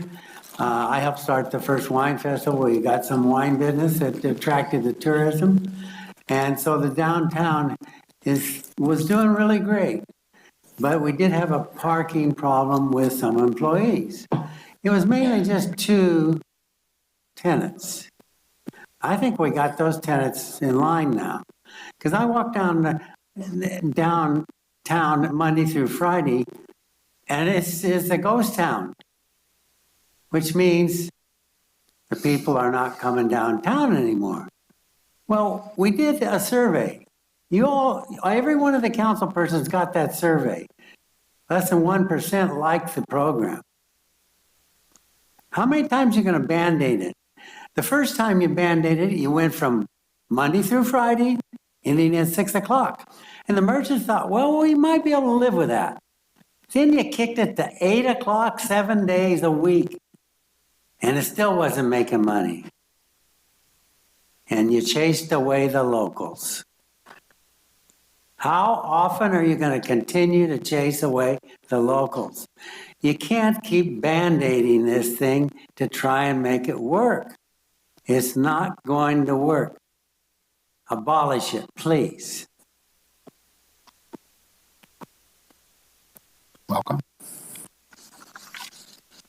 Hello, Jennifer Roush, Cloth, Park Cinemas, and Main Street. Paso Robles City Council and staff, how much more time and money are we going to put into a program that we have continuously proven over the years does not work? Even you members of the City Council that support the program concede that the program can be fixed. An on-lane survey performed in June 2023 received 521 responses, with 360 responses stating that the program is having a negative impact. That is over 80%. A written survey performed in July through September 2023 received 223 responses, with 211 responses stating that the program is not working. 94 of 100 were businesses, 77 of 83 were residents, and all 40 visitors. That is over 90% stating that the program does not work. The 27 wineries of the Downtown Wine District unanimously agreed we should not continue with the current parking program. That is 100%. How many more surveys, questionnaires, reports, committees do we need? There are 10,331 businesses in Paso Robles, and there are 308 active businesses in downtown core. The city got involved in an issue that should have been handled independently by those businesses. Intentions were good, but at some point, everyone needs to accept the fact that the program is not helping our downtown, but destroying it. Why is the city council focused on keeping a program that impacts 3% of the total businesses in Paso Robles? Why keep a program that is consistently losing money for the city and the businesses it set out to help? Why keep a program that is viewed by over 80% of our community as having a negative impact? Why keep a program that will eventually push out the businesses that have helped create a vibrant downtown with a hometown feel for locals and visitors alike? Why do we continue to fix a program with no willingness to remove it? Most of us downtown businesses have either been in this room or have contacted you about the downtown parking program. Many of your constituents have done the same.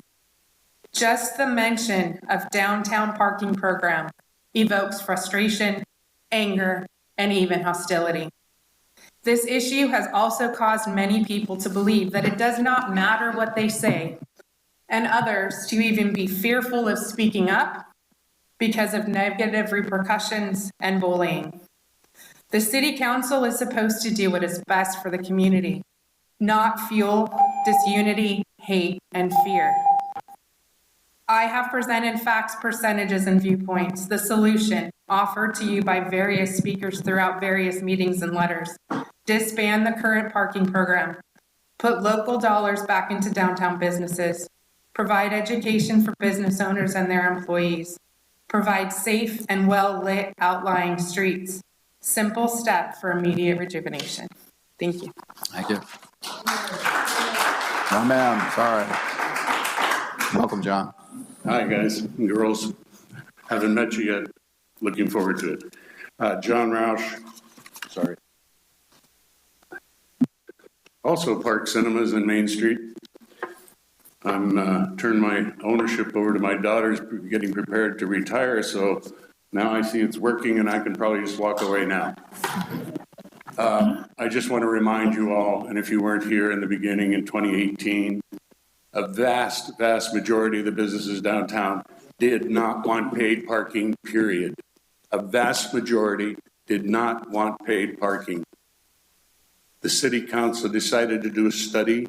I think you spent somewhere over $300,000 on a parking consultant who knows nothing about businesses, has never run a business in their lives, does not deal with the public, and you spent a lot of money on all of that and come up with a solution that does not work. The kiosks are a failure, and I don't care what anybody says, people do not want to pay for parking, and your own statistics say it. A couple months ago, you brought statistics in that says only 89% of those that are signing up at the kiosk are staying for 2 hours or less. That means it's only 11% willing to pay for parking. This is not working. You need to get rid of it. All these are just a bunch of fixes. You started fixing from the beginning when we told you you were not giving employees a place to park. You took the main parking lots in our town and you turn them into permit parking, not only for anybody that wants a permit, understand, can get a permit, and they're parking in those spaces, and now we've got the parking lots that aren't even full with the employees. But all you did was move them from the street into the parking lots that every resident and every tourist coming to this town, our customers, used. So you moved them. That's all you did. You created not one space. With all the money you spent, not one space have you created for the employees to park in. I suggest there's other ways. Pismo Beach has a really nice way. 3 hours of free parking on street, and that's what you get. And you'll have to leave in 3 hours. I personally think 4 hours would be much more wiser for everybody, but 3 hours works, and it's pretty simple. So there's other ways to do this, but coming up with fixes all the time for this makes no sense.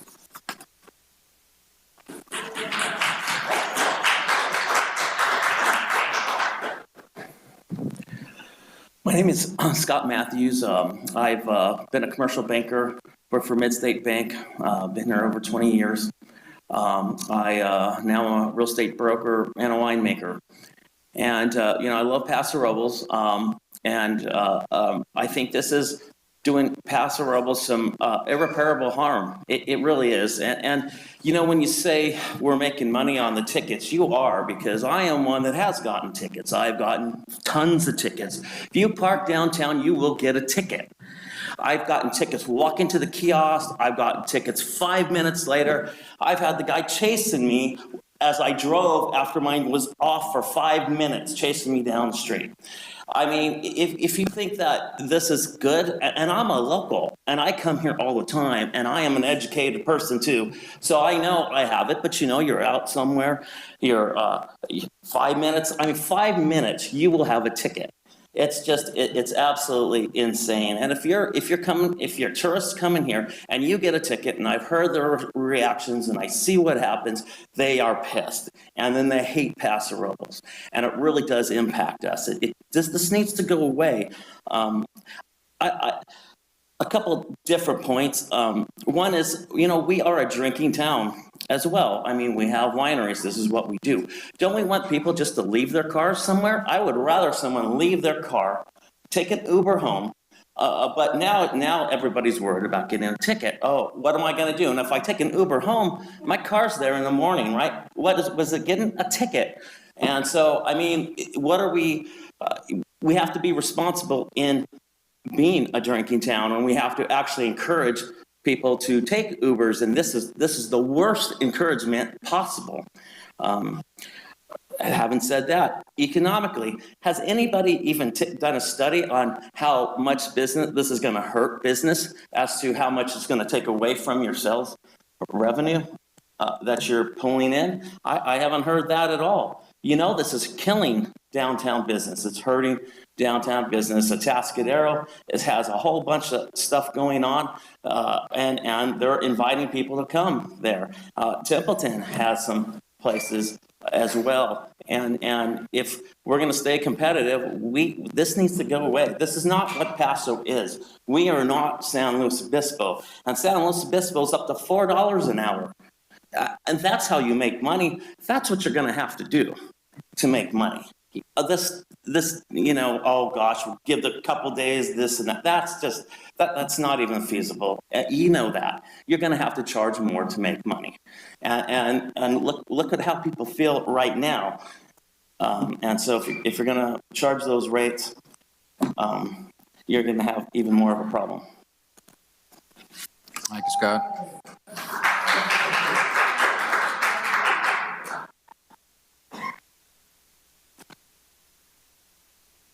Welcome. Good evening, Mary Huber Sachs, neighborhood champion, owner of Earth Tones Gibson Gallery, 1319 Park Street.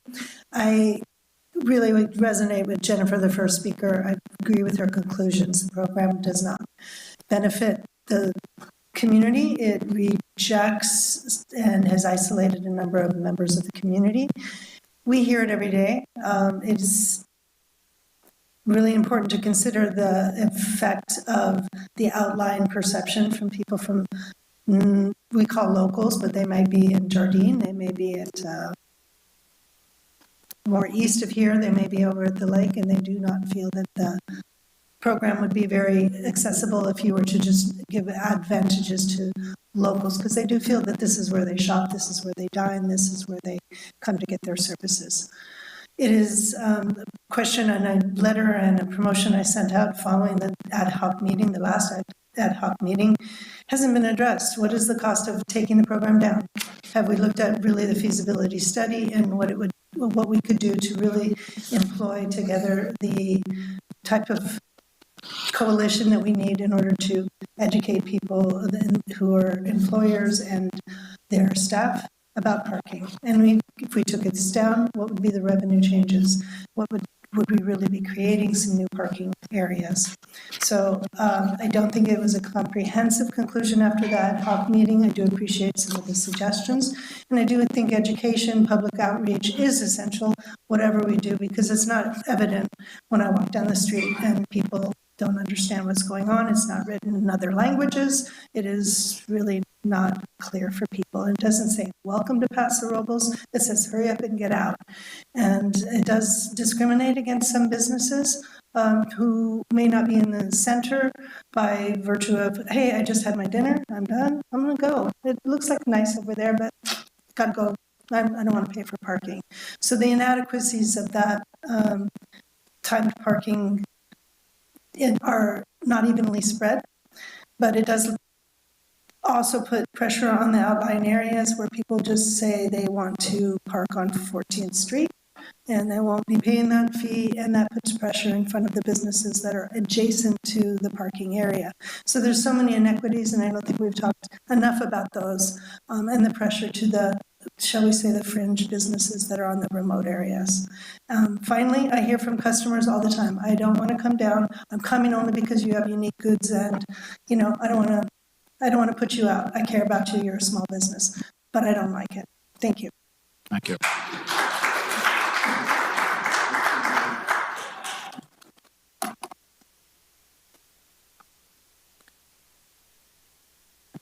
Before I forget, well, I'm Jan Hopp, and I live at 1940 San Marcos Road, Paso Robles. And before I forget, happy Thanksgiving, everybody.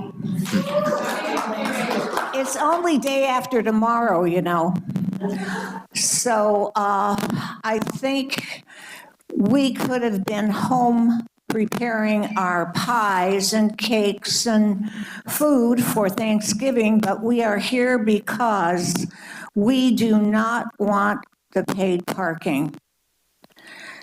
I hope some of you are hearing what we're telling you. I know some of you are, and some of you aren't. We don't want the paid parking. It's not working. We're losing money. Who's benefiting?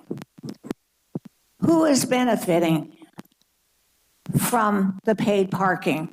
Can anybody answer that question?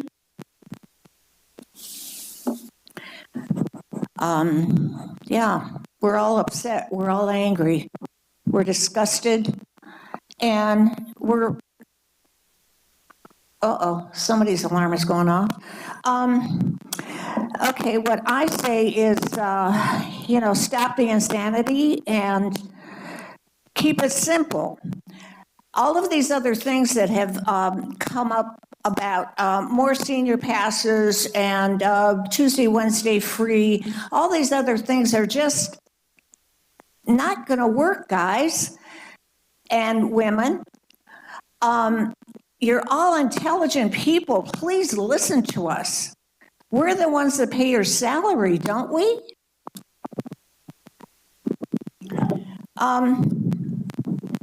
Yeah, this has been a lot of waste of time and money. And I want to tell a little story about, I don't know how many came down to Elegant Evening downtown. I was talking to a woman that came here out of the area. She was a tourist. She was helping her daughter get her business ready for Elegant Evening. So she was here for a week and she got 4 parking tickets just trying to unload and load. Pitiful. The locals are upset. The tourists are upset. The visitors are upset. And I wonder how many tickets were given out Elegant Evening. Can anybody answer that? So I want my town back.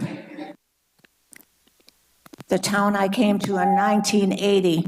And I appreciate all of your time. And again, have a happy Thanksgiving and don't forget to eat a lot. Thank you, Jan.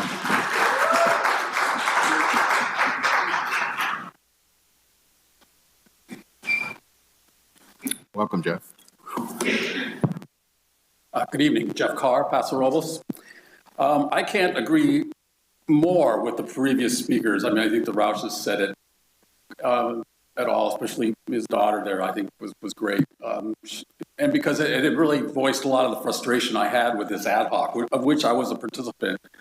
And I think it was even motivated by that ad hoc, by that little red sock, blue sock analogy of Mayor Martin's, because it's just a simple thing, but it's really brilliant on the other hand, because it's something that I wish the city would have done way before they even purchased this damn thing, because that's what really needed to be asked in the beginning.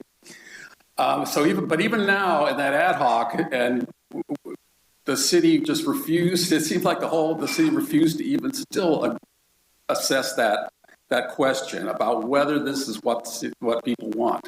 And I think if you go through the public comment over and over again, it's just, no, we do not want this. Nobody, I can't, and the people that like it, suddenly nobody wanted to pay for it. Well, we found out that, no, so even less people liked it, because if you're not going to pay for it, you can't really like it. I mean, if you don't like this enough to pay for it, then it's not worth having. The ad hoc failed to really address the red sock, blue sock question, because I don't think they had it in them to have that kind of introspection to be able to face the truth. The public does not want it. And then there was the financial situation where we were asked to come up with a way to get this thing in the black, and we didn't talk about that either. There's been a move, I think, with the city to try to get this loan forgiven, and then let's just make this a general fund program. And that really gets me riled, because that is not supposed to happen. This whole system was set up with lots of promises that people were going to want to pay, and that it was going to make money. For at least to pay for itself, and that hasn't happened. So, in my opinion, for just those 2 reasons, the public sentiment, the controversy that it's caused, the fighting and regular meetings we have here, is one reason alone that I would cancel this program. And then the second is that you've just basically pulled out any financial support the program has. So it has no legs to stand on. It's just become a burden on the city fund. And for that second reason, I would cancel this program immediately. Now, you can talk about other options. I'm not convinced we really need a city parking program, but you're welcome to talk about them and assess them. I wish we would have done that before latching on to this system we have now, but I guess better late than never. So anyway, I agree with what's being said here. Is you really need to listen to the public. The public doesn't want this. Thank you, Jeff. Welcome. My name is Gary Lehrer. I'm a retired IT consultant. I'm a member of the executive board of the Republican Party, San Luis Obispo County, and I am currently a musician and electronic music producer from Templeton. When I got involved in politics 50 years ago, I was convinced that it was necessary because small business is the backbone of our economy, and I still think that's true today. And we just recognize the importance of small business tonight. And I was looking over one night, and it occurred to me, this is the perfect time to bring it up. Let's solve this once and for all. We have the brain power. We've got a great staff. We've got a great city council, a great mayor. This is a very talented community. This is one of the best communities. When people ask me where I go on vacation, I don't go anywhere on vacation. I stay here. I already live in the best place in the world. So why do I want to go anywhere? I don't. I want to stay here, really. I've been to Portland. I've seen Portland collapse. Seattle has horrible parking. You pay $10. You go to some place and you pay $10. It's like you do that 3 or 4 times in a day.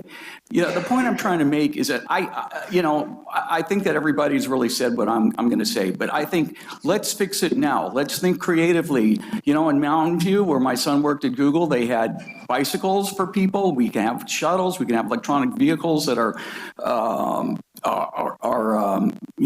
Google AI and can drive. We can build a parking structure. I'm sure we can finance that. We can find a way to solve this, but you know what? We owe this to the small business people who make America great.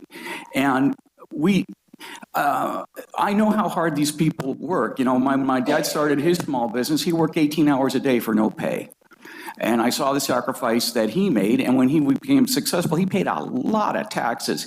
We really need to take into consideration who our clientele are. They're visitors who come from other places, and they may make a decision. Am I going to go visit Seattle, Denver, or am I going to go to Napa, or am I going to go to Paso Robles? If Paso Robles is the most pleasant place they've been to, then they're going to come back. If the parking is free, easy, hassle-free.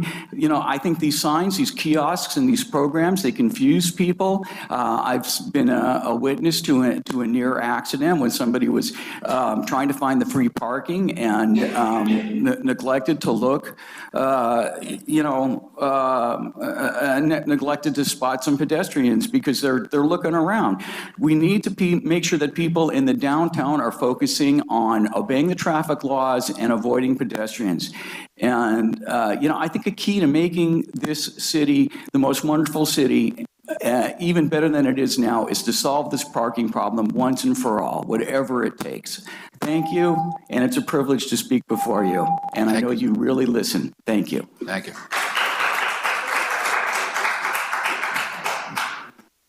Hi, everyone. I'm Sharon Foster. I'm your volunteer ambassador.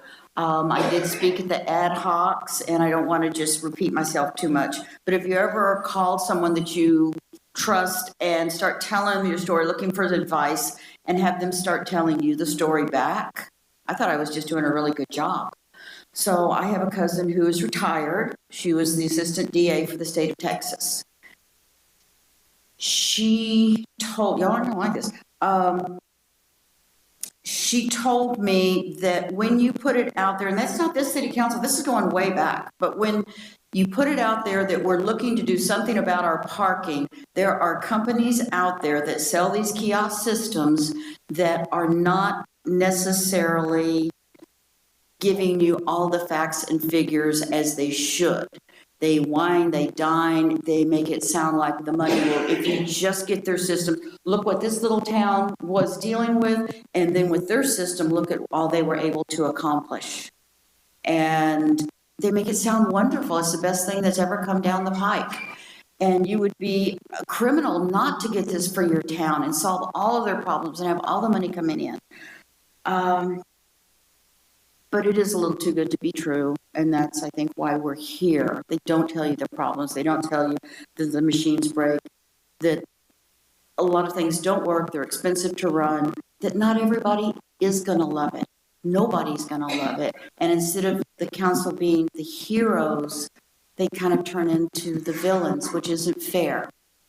And I told her, I said, but we've got really bright, hardworking, dedicated people here.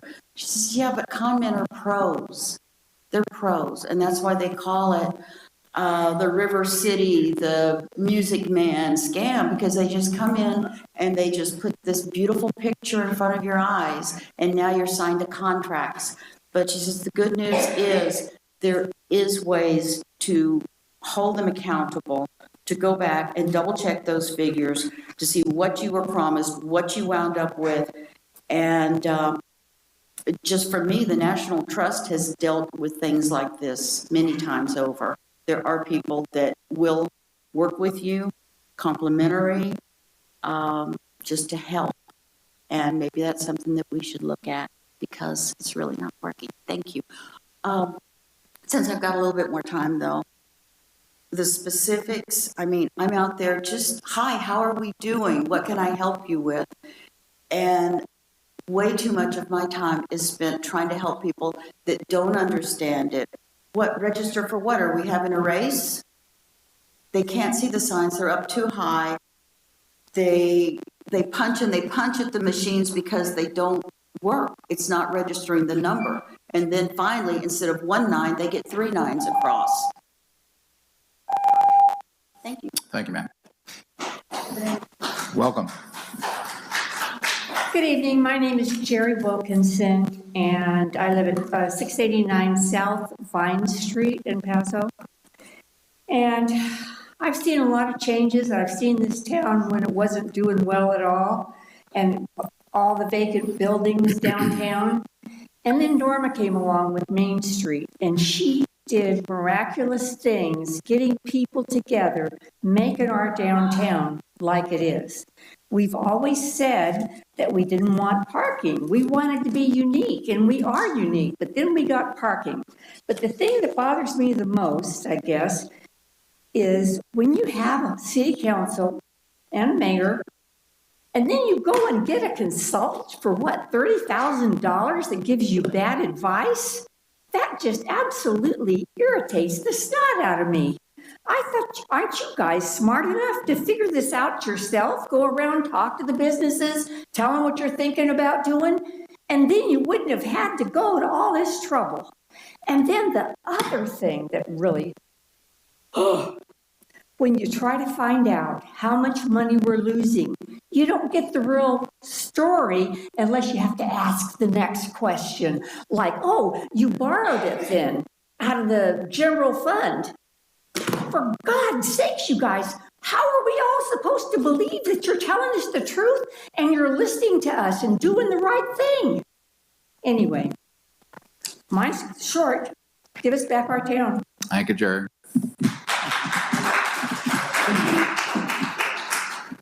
Welcome.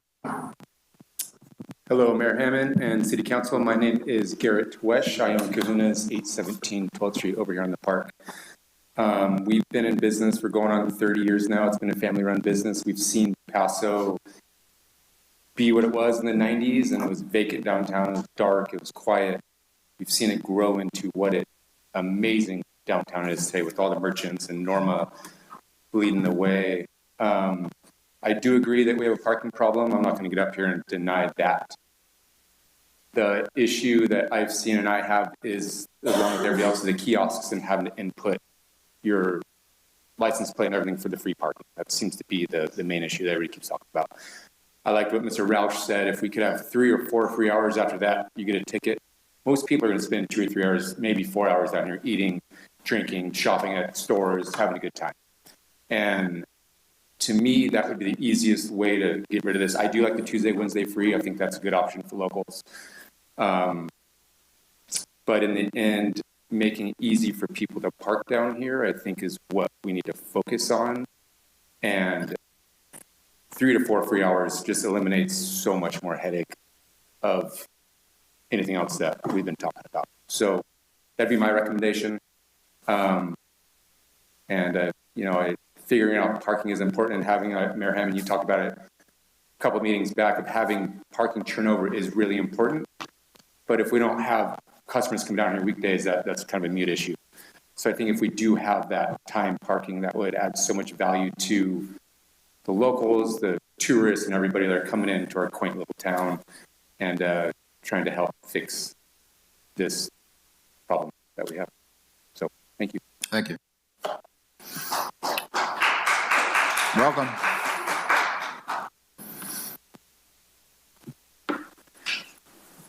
Hi, my name is Tammy Tarner, and I want to thank you for taking the time this evening. It is a long and arduous time, but I stand, as I did before, on behalf of the residents of Paso Robles with elderly parents and many of their friends impacted directly. And I want to thank you both, Councilman Gregory and Bosch for meeting on the special council, the ad hoc council.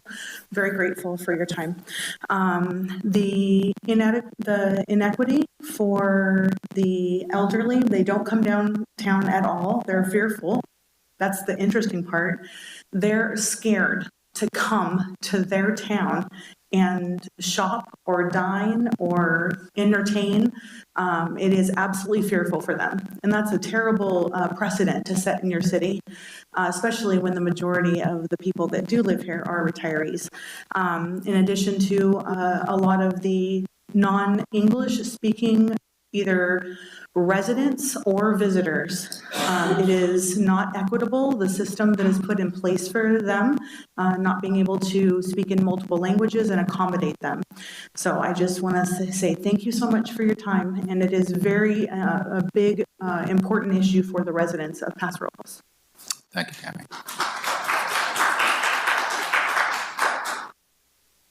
Welcome. Good evening, buenas noches. My name is Yesenia Echevarria, and I am here as a resident, long-term resident of Paso Robles. I have seen this little town grow and change, and I'm here on behalf of the locals.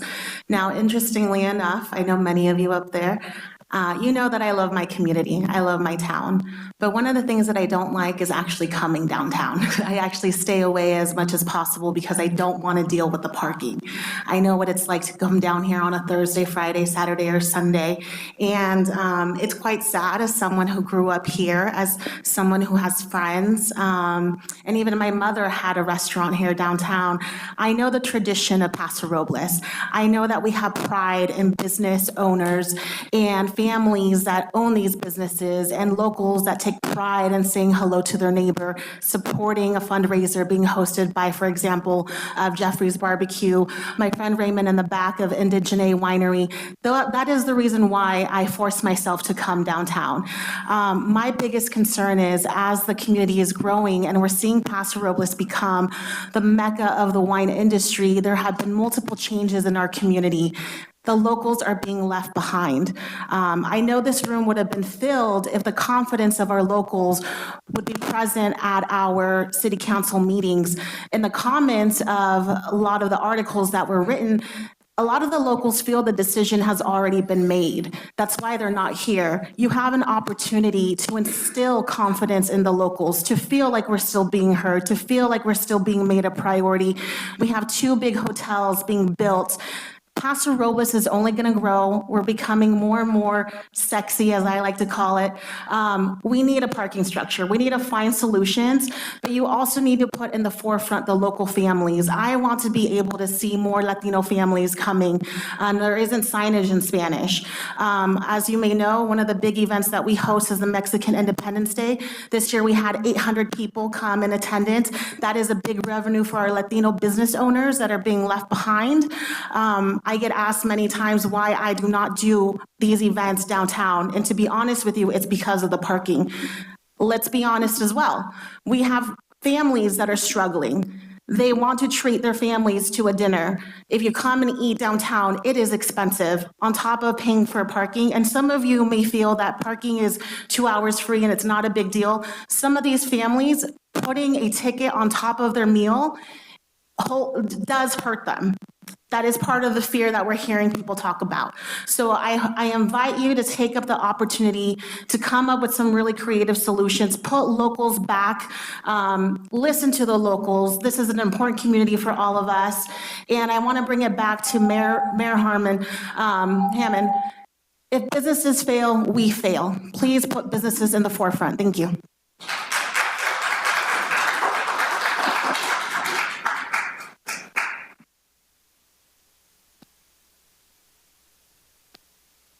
Welcome. Wow. Thank you. Thank you for that rousing speech. I would like to move that a couple of these speeches get added into the agenda items or something that you guys can read again, because everything that's been said is it's being said over and over again, and my big concern is that you're not listening. And Councilman Gregory, I was at a lot of these ad hoc meetings, and one of the biggest things that you would mentioned was that abolishing the program was never up for discussion. And yet it's very much up for discussion, but a lot of us don't have the belief that a couple of you even consider abolishing the program to be up for discussion. So I'd like to talk about one of the other folks brought up, the concept that bad data was given, that we hired this consultant to give us data on how we have a parking program. It's a bad program. The kiosk is horrible. The app continues to have problems. We're alienating the local community. As a restaurant owner and a business owner in the community, I always felt confident getting up here, not necessarily representing some of these other businesses that were complaining that employees were parking in front of their building. Well, I'm tucked away in an alley. People have to find me. I have to put a lot of effort into making sure that they find me. So the idea that people were parking in front of my business and that's why it's slow is kind of, I've never bought into that idea. We have a vibrant downtown community, and we depend on tourists quite a bit on the weekends. You come down on the weekends and a lot of the businesses are thriving, but it's Monday through Friday where tourism, our revenue dollars coming in from tourists aren't as strong, and they've reduced quite a bit because locals don't want to come down. We hear it time and time again. How many meetings have we had about this?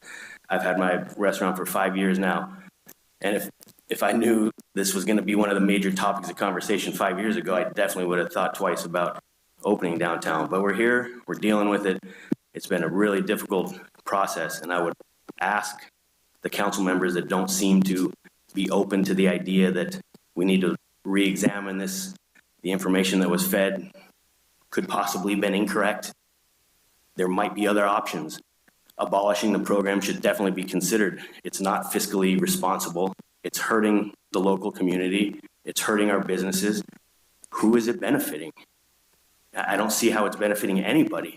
And we've talked about that before. So please consider the idea of, we got bad data, let's abolish it and come back to the drawing board with something different. Thank you. Thank you.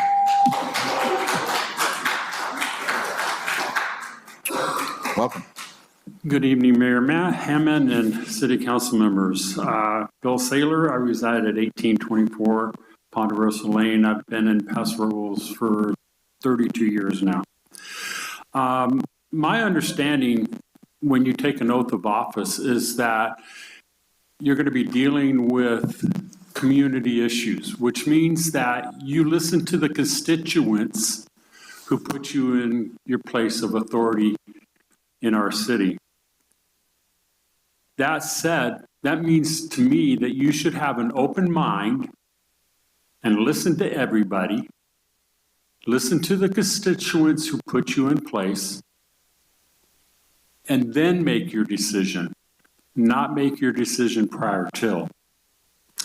Parking in Paso Robles has been a long time issue, for way too long. Like the majority of people who have spoken here tonight, I too would like to implore you to end the parking program, cut your losses, and listen to your constituents. As Mayor Hammond stated earlier when speaking about the Small Business Saturday proclamation, someone else has already said this, but you said, if you fail as a business, we fail. Businesses downtown are hurting because of the parking program. I implore you to go out and actually talk to the business people. You'd find out they're hurting. Parking is not helping. The parking program is not helping. And I think it's time to put it to rest. End the parking program. Thank you. Thank you.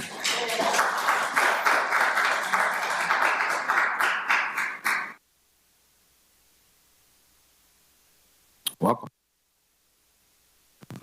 Hello, my name's Chris Beal. I'm a neighbor, and I really appreciate this conversation tonight. Also, I was looking over the materials for this meeting, And I really want to commend the council and staff for really organizing the ad hoc, sort of the process that went around that in terms of involving different interested parties. It looked like it was a pretty diverse group, that there was a lot of good information presented to the group to inform a recommendation or items of consensus, we'll call. The only thing I would add to that is some of the information wasn't really easily available in the meeting packet.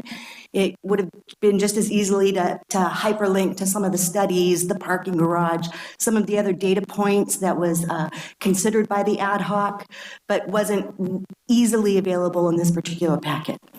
So stepping back and looking at this conversation, it's been going on a long time. And apparently this came about because there was a problem to solve. Right, there was a problem going on that needed to be solved, and this was one idea to solve that problem, and that's sort of how we got here. Now, since we're here, we realize that it's invited a lot of unintended consequences, right? And I would just encourage the council to really back up and to, examine what the problem is, what the problem was that it was trying to solve, and if how it's working is actually addressing that problem. And I don't know the answer to that. Everybody here has a lot of history and experience with those questions. The other thing that I'm hearing is that there's been a lot of money invested into this, into studies, into the infrastructure and things like that. Some things aren't working great. And I know a pitfall can be to, well, we're in so far, let's just make this work.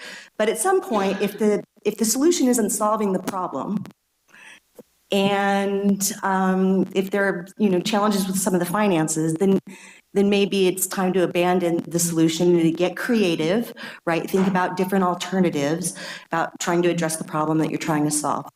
And one piece that I thought was particularly interesting was from our chief that talked about, the revenue we get is from citations.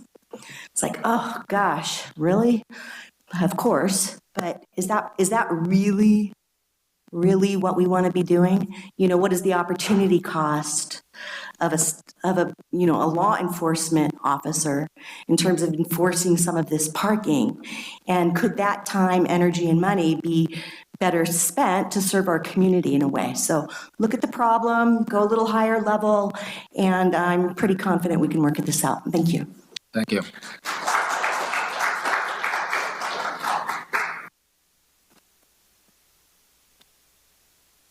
Welcome. Hello, everyone. My name is Brenda, and I'm here. Please listen to the people that are here tonight, especially to the business owners.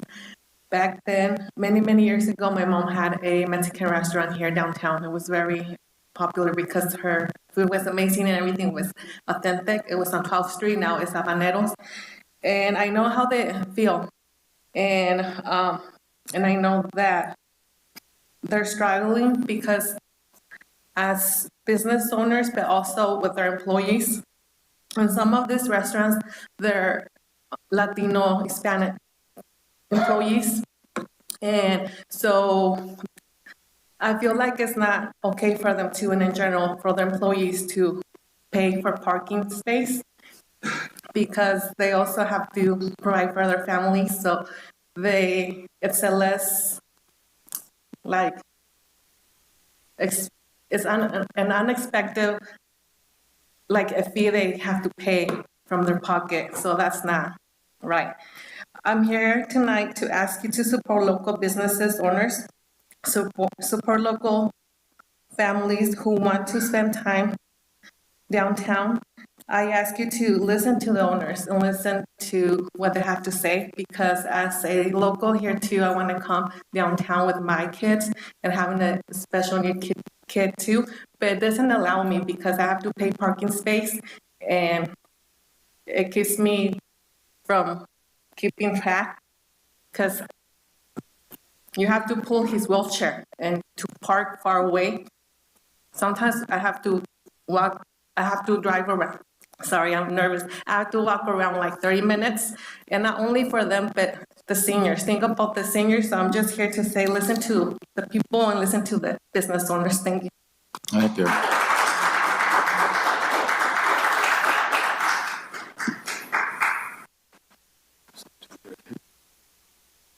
Welcome, sir.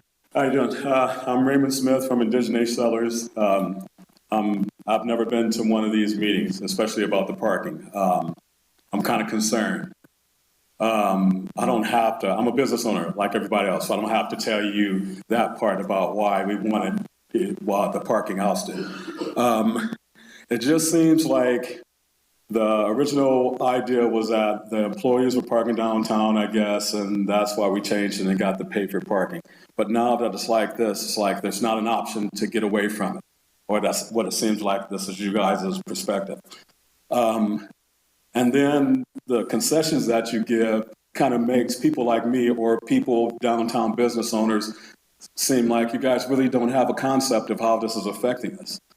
And so I'm not here to really tell you why you should or you should not. I'm here to say I'm very concerned that we're not even close.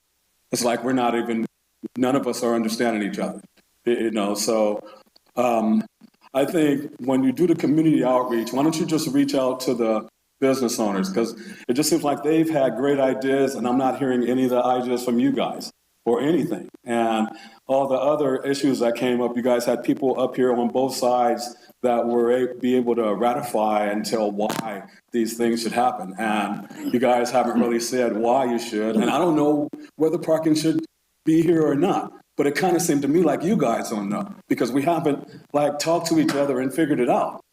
I'm very concerned that we're not, I mean, I've been here 30 years, you guys. I've seen us get through all kind of stuff. This right here, these people are passionate. It's very concerning.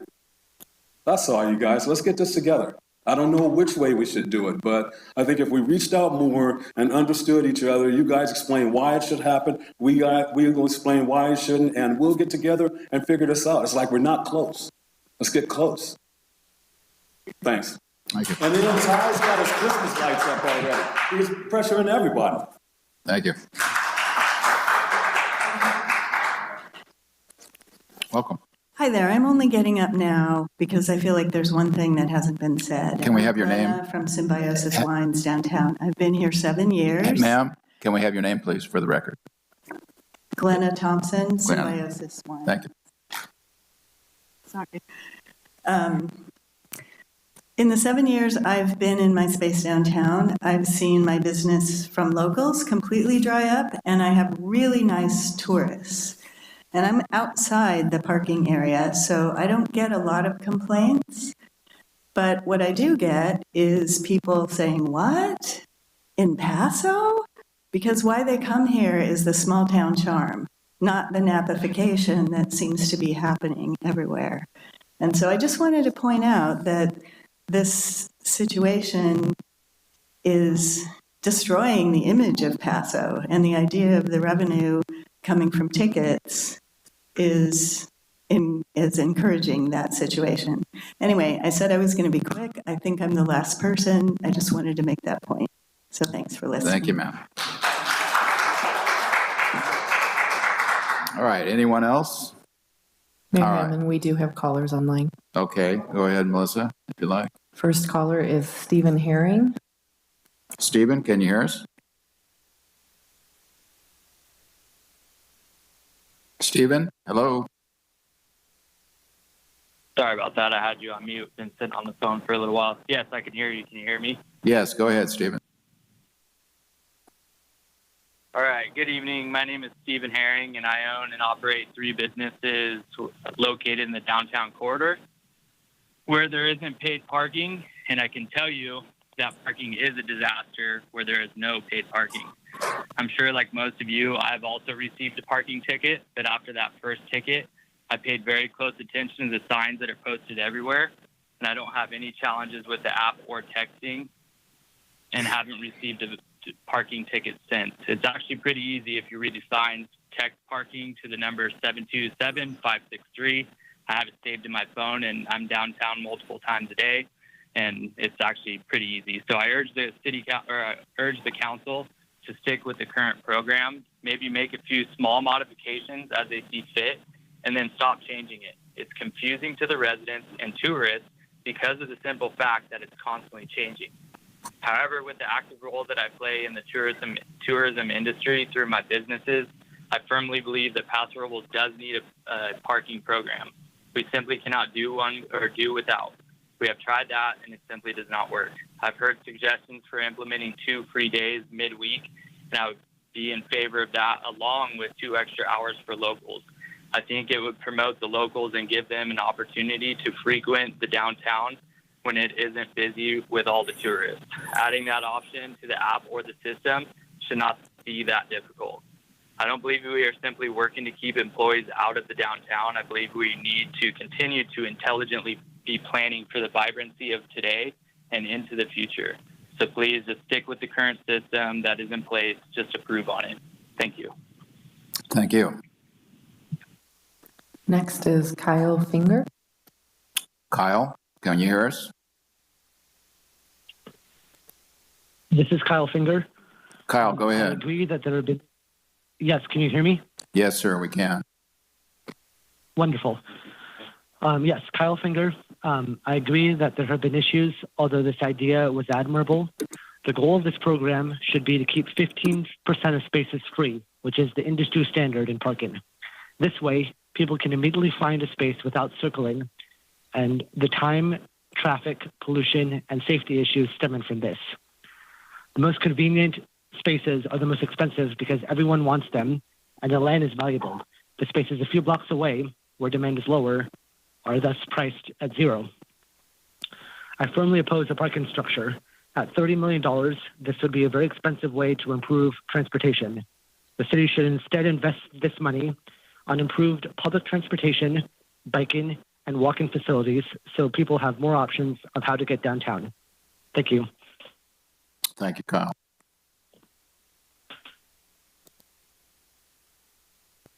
Next is Bill Reed. I'm sorry, Melissa, who was this? Bill Reed. Okay. Ma'am? Hi, this is Bill Reed. Bill, go ahead. I'm a Paso Robles resident for over 20 years. My parents have moved here. My brother and his family have moved here. My sister has moved here. We've reared 4 kids here in Paso Robles. The downtown has been a big part of our family life. We are part of the Main Street. We are members and we are volunteers, and we're also local business owners.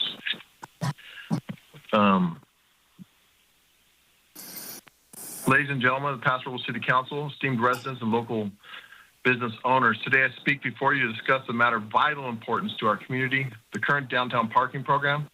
As we strive to nurture the heart of our city, it's crucial that we reassess policies that may inadvertently hinder the progress of our downtown as well as the local small business owner.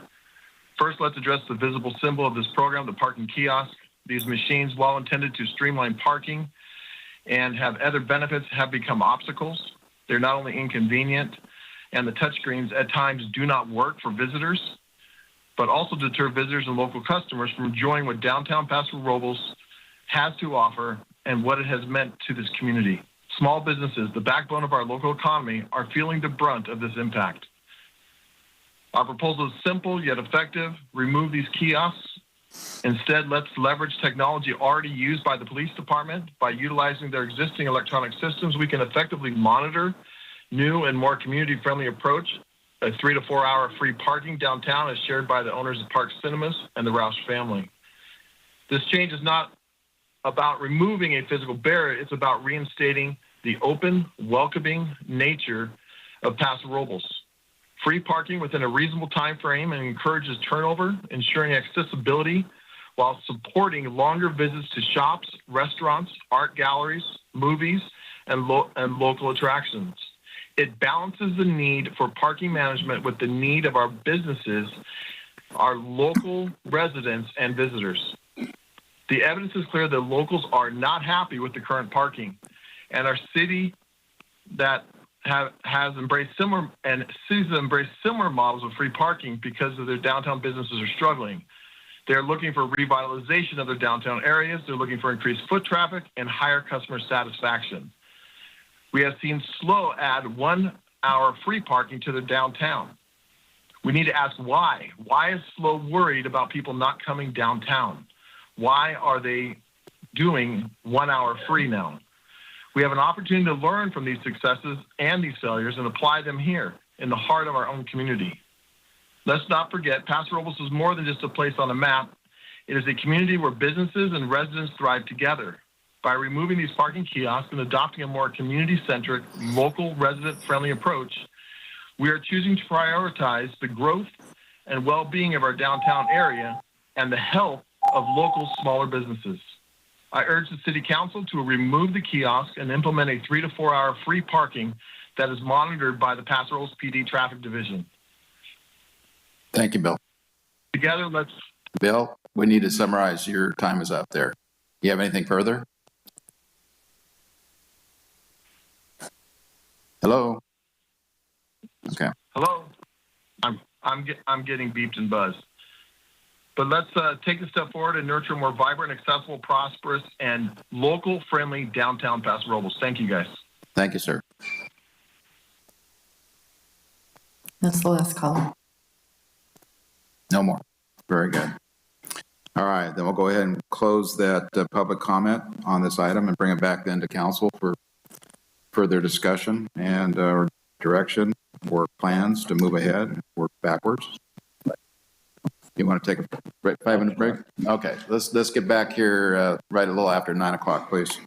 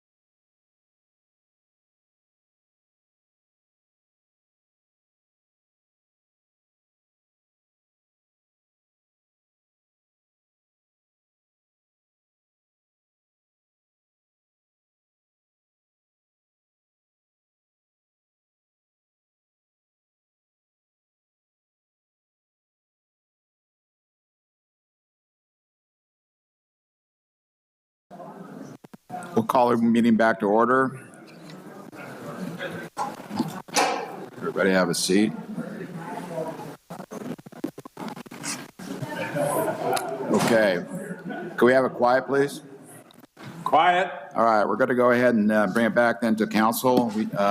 It's going to be the council's time to discuss and deliberate. We've listened to the public. Very well done with all the people who have come and speak. So now we'll bring it back and talk further then to amongst ourselves and how we're going to want to proceed. Who would like to begin?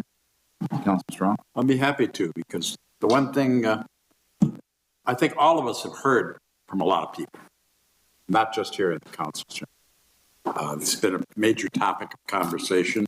I have this stack of petitions that are almost 100% negative on the whole program. And also I've had not quite as many emails, but I don't think I've had a single email that was favorable to this program. Now, this was a business problem, and we tried to get the businesses for 20 years to do something about the situation, and nothing was done. So we stepped in. But is that really our role? Government has its place, but not necessarily the place to run other people's businesses. And I think maybe that's a mistake we made. The problem I'm having is I'm a representative. I represent my constituents. I used to represent the entire city. Now we're in districts. And in just the entire city, I guess we can find a few people who will tolerate the system, but I haven't found anybody who said they like it. Not one. In my district, I've had everything but threats about this program.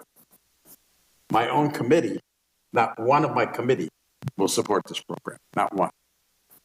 So as a representative, I really feel I have to go for the option of let's terminate this thing. And I do that from a number of points of view. I came here trying to have an open mind. In fact, I told many of my constituents, I've got to go into that hearing willing to listen to people. I haven't heard one person that supports it, not one. I heard some people trying to negotiate with us, trying to get us to come maybe a little bit their way, but not one of them has really said, let's have paid parking. Not one. And I haven't heard anybody in any of the testimony ever say, let's have more paid parking. It's not working. And I'm sorry, but I don't think I can support paid parking anymore, period. Okay. I want to take my residual 18 minutes for my acceptance speech and use it now. Okay. Jerry, is that your name? I want to tell you, I agree with you that we should do our own homework. That's exactly what I did. When I came into this position, I'm like some of you, I didn't like the downtown parking. But I started asking why. I've spent probably 30 hours just on this topic since I came into office. I've met with Chief Nord several times. I've met with staff several times. I shadowed Donna last week for 2.5 hours. I shadowed Ben without his knowledge. If he noticed, he didn't notice a creeper behind him. I spoke to business owners, and I spoke to Norma 3 times. I read every one of these. Any supplements that came, I read. And I talked to some of the people who signed these. This is what I found out. This system that we have right now does not work, and I'll tell you why. Well, don't clap yet, Norma. The 2 hours free parking screws up the ability for the system to work properly. It's being played by some of the employees down there. And when I walked around with Donna, we picked out 4 cars that it showed that they had signed in at 9 o'clock to 11 and 11:01 to 1. They're gaming the system.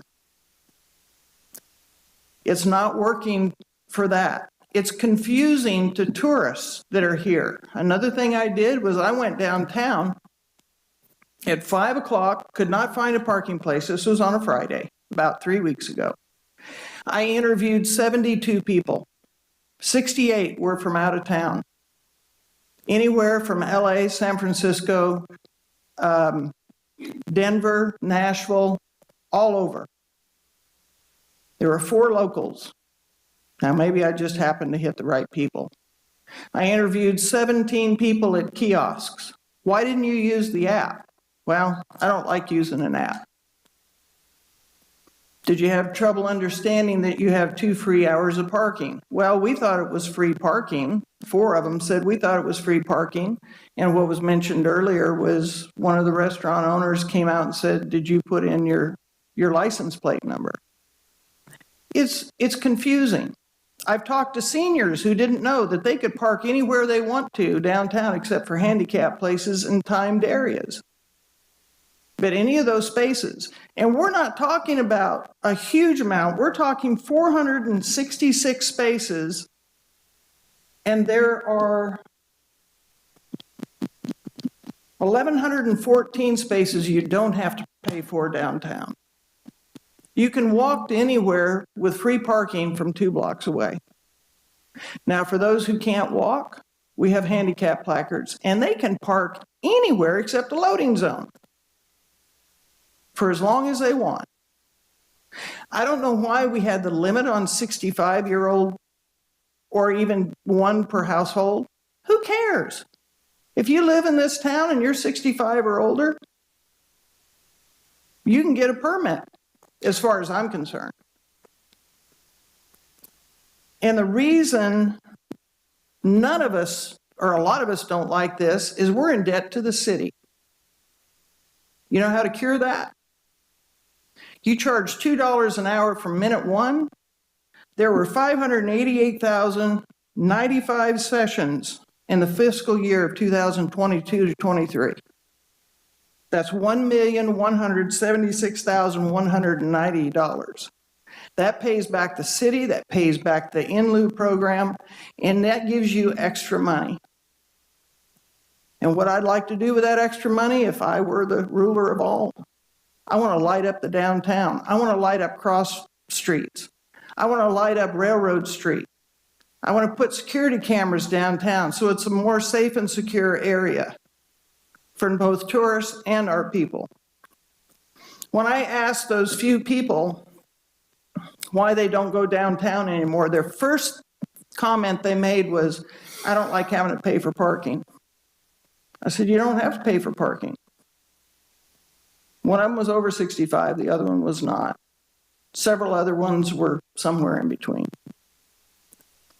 I said, you can put your number in or go on the app. I don't like apps. I said, I don't blame you. I get it. But you know what? That's the world we live in. You know, it's hard to even find somebody that has direct TV or anything, or even cable anymore. Everybody's got apps on their TV. I talked, as I said, to some of the business owners down there.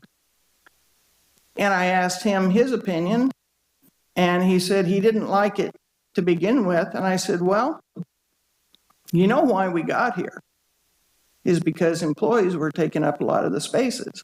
I was one of them that complained. Norma was one of them that complained. We had talks about this years ago. And there were others. I'm not just poking out her, because if it weren't for Norma Moy, we wouldn't have a downtown. And I've told her that. And she's done such a good job. People come from far and wide to visit this place and enjoy it. And that's now kind of biting her in the butt a little bit.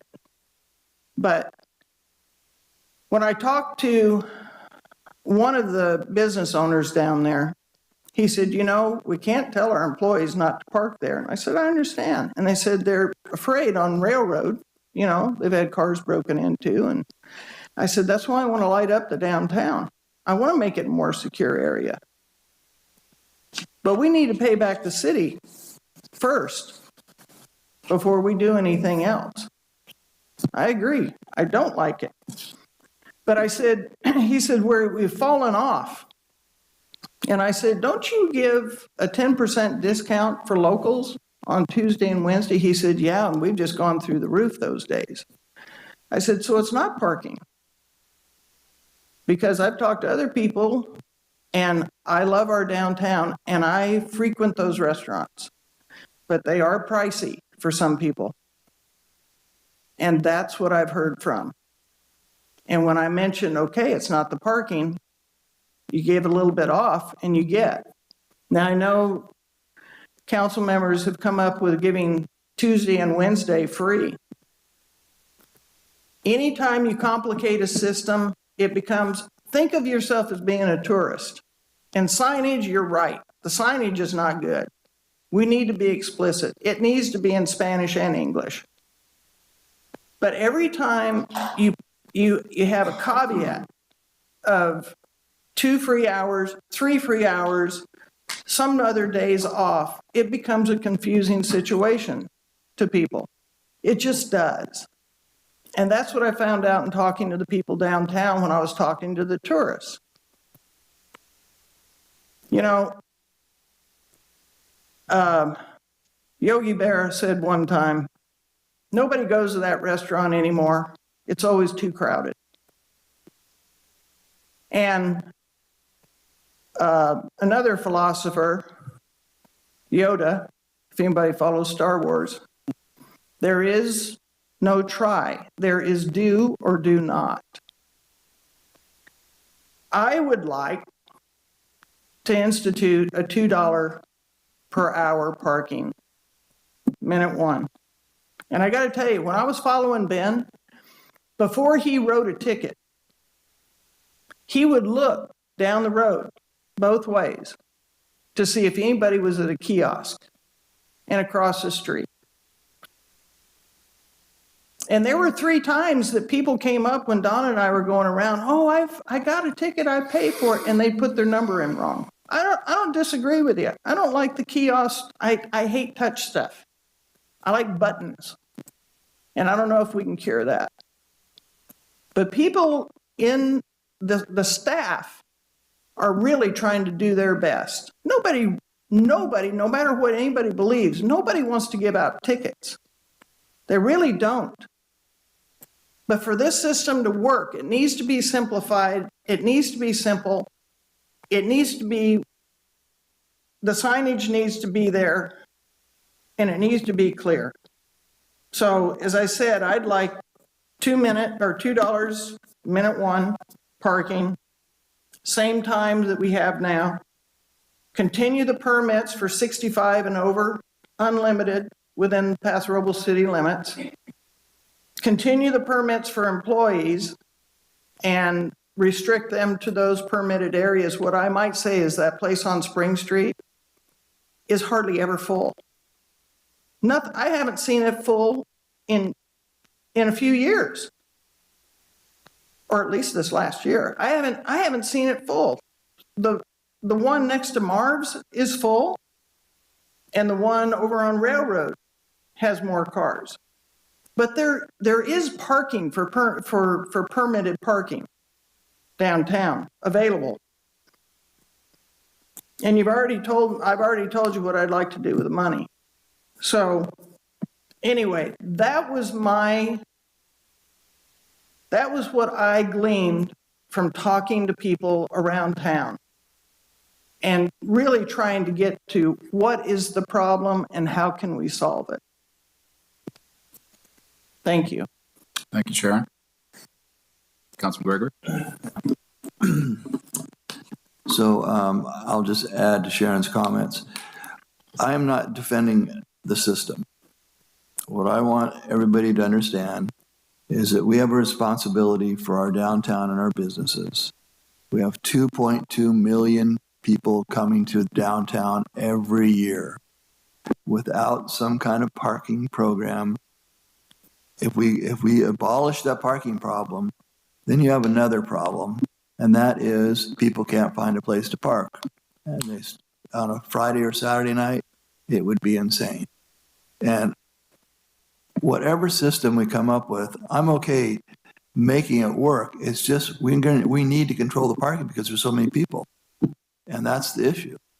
And if we don't control the 2.2 million people coming to town every year, we're going to lose the interest of people coming here on Friday and Saturday nights. That's why I feel this way. But I'm willing to continue to listen and work, but I just feel like the employees need to be parking out of the downtown so we can let our customers come, let our customers visit. We depend on the customers to come into our businesses, and we can't tell them where to park. We can ask them to be permitted parking, and it's worked for a while. And there's a lot of people, they're not here tonight, but there's a lot of people that are okay with the program because they can come and eat lunch downtown. The day we started the parking program, I heard from a lot of people how nice it was to be able to go downtown and find a parking spot and eat lunch at noon or 1 o'clock in the afternoon. And in the evenings, it's self-evident on the weekends. We have that responsibility. That's all I'm going to say. Thank you. Councilman Belch. Thank you. Said a lot that I was going to say at the beginning of the meeting. The options that the ad hoc committee came up with, I think made sense while they were being formatted for a lot of the reasons that have been stated earlier tonight. Some of those options no longer make sense.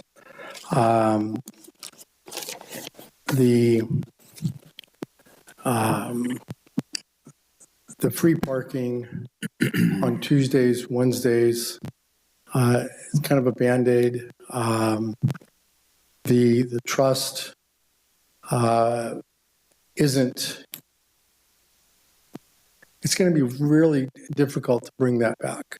I'm not sure it's enough for to help our merchants recover. It's not enough to help bring back restore the habits, the buying habits of people that are going out to the Target Center, to Walmart, down to Atascadero, down to San Luis.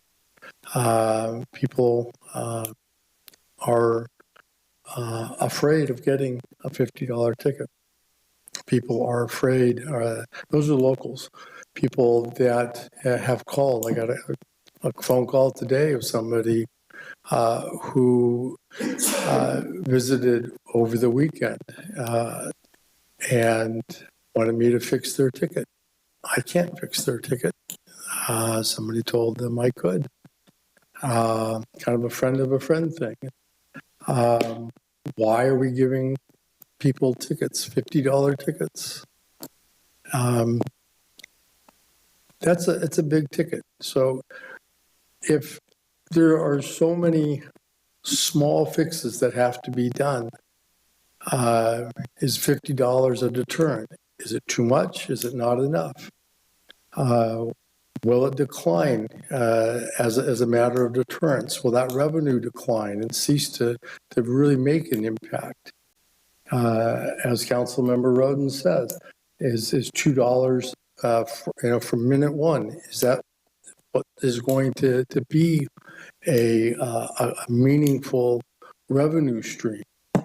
If so, is that going to compound the problem with the number one problem of impacting our locals? If you're wealthy, it's not a problem. If you're not wealthy, it's a huge problem. If you're part of the middle class, how does that impact you? Are we sensitive to that? Are we not sensitive to that? How do you gauge that? How do we as a city council, how do we want to deal with that? I don't have the answers to that. If I look in my heart, if I look at the people that I do business with, if I try to be sensitive to their employees that I get to interact with, I know that they're struggling. I know that they're not going downtown anymore.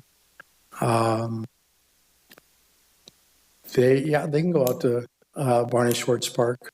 They don't have to come to the downtown park. That's not fair. What changed my mind since the end of the ad hoc committee? Two things. Pioneer Day. I got to man the barricades. I got to walk around on Pioneer Day.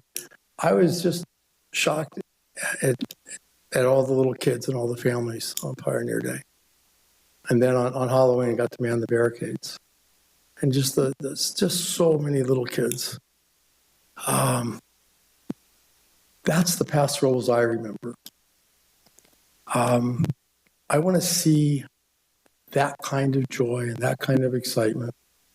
I don't want parking to be an impediment to those families. And if that's a one-sided view, it's getting really difficult for everybody, not just those with families. It's getting difficult for everyone. And if we stack more problems, more expense, shame on us. We shouldn't do that. I'll have a little more to say in just a little bit. Okay. Thank you, Chris. I'll go ahead and let me go ahead and make a statement to Fred, and then we can go around again. Again, I think what is important to me is I was asked back in the day to do something about parking. Back in the 16, 17, 18, we were having major problems because there were no parking downtown. Essentially, we had no time limits. We had anyone who could park there all day, including employees. Norma talked her head off to try to get the merchants to control their employee parking problem. Again, it's been stated and it's legal that they can park there, just like any other buddy could. But yet, they did not take up the normal business sense that you want to have that space turnover many times to be able to get more people through the threshold of your business. So, therefore, we were asked to do something. And the reason it hasn't worked, clearly, is because this council has not had enough political will to charge what it takes to do it correctly. Bottom line. Councilman Roden mentioned it, and I think, again, it should be on this table that if we're going to make this thing survive, and we are going to control a public property, this is not the merchants' parking spaces, this is the public parking spaces. Every Roblan who pays taxes owns those spaces, and they should have a right when they come downtown to be able to find an open space fairly close to where they want to do their trading. Pretty simple. You know, the parking problem is manifested basically from people who really don't want to invest in their own businesses, in my opinion. Again, it is in my property that I have, commercial property, I had to put on site parking spaces, not allowed to put them on the street. So there is no such thing as a free parking space. Someone is paying for that parking space. And in this case, again, we're trying to make it such that people will turn it over as many times as possible during that day. The goal in this parking program was, again, we've heard it today, testimony, was 85% capacity with about 15% always open. That is ideal, and you control that by the amount of cost for that space. With this system, we can do that. We could charge 25 cents for the first hour, 50 cents, whatever. We could do a lot of different things. But the idea also is in a parking program is to keep it simple. So people understand it, it's clear. There is no one else that I've heard that actually has as much free parking as Paso Robles, other cities in our county. And again, it's one of those things where if you're going to have a parking program, you have infrastructure, you have employees, that you have to employ and pay to make the system work, you need to charge at least enough to break even. And that is the case where we're not doing it here. Again, this council has not had the political will to make that happen. Yeah, I just, that's what's been very frustrating with me. A business owner myself, again, I want to make sure that we get people coming to our door. We want to make sure that they have a place to park safely, and that when they're finished, it's going to be taken over by somebody else. Again, to me, at this point, I am not willing at all to throw this out the window. It's a management system that has been put in place to manage what few spaces we have around the downtown park. Testimony shows 2 blocks away, no parking fee at all. The people who can certainly walk, which they should walk, get out and exercise, have no issues, getting downtown if they really want to. So again, I'm not really understanding some of the comments we hear sometimes saying I'm not coming downtown because I don't want to, pay for parking when they could walk 2 blocks, which they probably will do anyway if they get downtown, and they wouldn't have the charge anyway. So it just doesn't add up in my mind. Once we get finished here, I want to try to get into the ad hoc's recommendations. I think, again, this is a good start to improve it. And there are some recommendations here that wasn't even offered, but we can get into that too. And that's basically the cost per hour, or, maybe this free parking, we can get into that. Or make a plan where we now have 2 hours free. We're going to reduce that down to 1 hour free, and then finally no hours free, to make a compromise with the road. But again, it's one of those things where truly, if we're going to make this thing fly, we have to be able to make it at least break even. And that means charging what it takes. So I'll leave it at that point so we can come back up. I think Fred wanted to talk for next. So go ahead, Fred. I want to offer another point of view. It's not really a parking problem. It's an access to downtown problem. How do you get downtown? How do you shop there? Do you have to park? Not if we had a shuttle. We could have a hotel shuttle that would go to hotel to hotel, and the tourists wouldn't even have to bring their cars. I mean, the ones who come in by train or some other means of transportation don't now. They have to take an Uber or take the bus system or some other means to get downtown. If businesses or somebody provided a shuttle between the hotels, that would take care of that segment of access. If we improved our local bus system and had better, more frequent trips in the downtown area, that would also improve. And that would allow employees to park anywhere outside of the downtown area, hop on the bus and still get to work, get back, if we had the right schedules.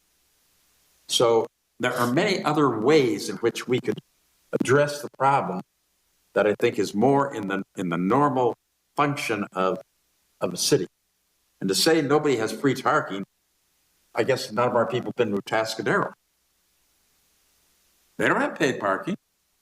And they're welcoming our program because all of a sudden their businesses are thriving and they're getting all kinds of new restaurants that our people happen to be going to.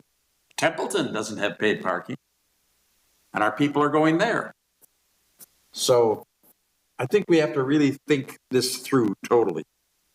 And I don't think we have. And I don't think the answer is the paid parking, because that's not Paso Robles historically. Those streets downtown, we didn't pay for them, not the land. That was given to us by the founders of this city. And that happened to be the owners of the Paso Robles Inn, which was then the Paso Robles Hotel. And those were all just dedicated to the city. They were part of the original plan. Now, we did pay for the paving. We did pay for the striping. We've done that as time has gone on. But if we look to the future, I'm not sure a parking garage is really a thing to look at either, because there are all kinds of other means of transportation that are coming down the pike rapidly. And from my national scene, I hear from Waymo. I hear from all of the automated vehicles. I hear from the drone people and what they're looking at They're actually getting ready to start moving people on larger type platforms of that nature. There are a lot of different ways people are going to be traveling in the future. And you got to look at how long it's going to take to pay off that parking garage. If it were repurposable into something other than a parking garage, then it might be feasible, as long as it was repurposable. But I don't think we're being far-sighted enough in this whole program. And therefore, I cannot continue to support something that our locals, whether we think they ought to be able to do it or not, they're not doing it. They are boycotting the downtown. They have said they're boycotting the downtown. They have told us they're boycotting the downtown. And the ones I've talked to are boycotting the downtown. That's why I can't support the program. Not as it stands, not for any paid parking anymore. Thank you. Start with Sharon again. To your point, John? I'm sorry. We're gonna go down the line again real quick, and then I'll come back to you. That's okay, if he wants to go first. Okay, so Sharon, go ahead.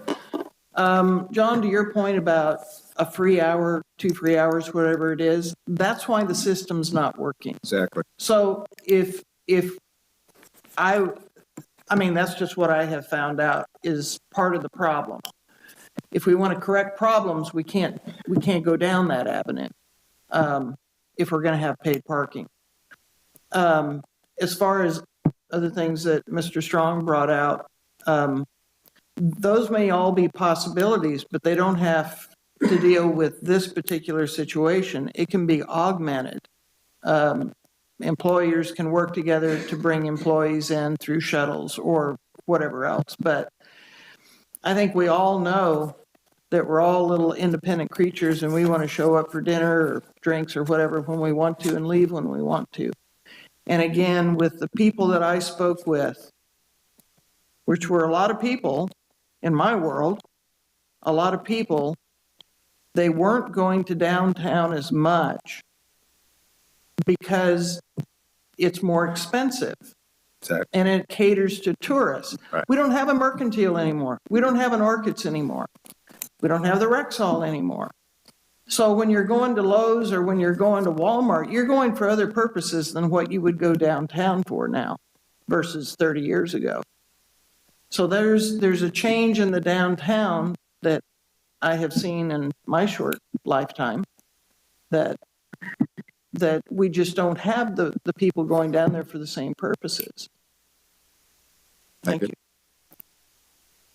Steve, Chris Boucher, go ahead. Well, I'm ready to make a motion just based on what staff is looking for direction. I think I want to summarize what has been brought up by the public and what's been brought up on the dais. Okay, let's get it out there and see where it goes. All right.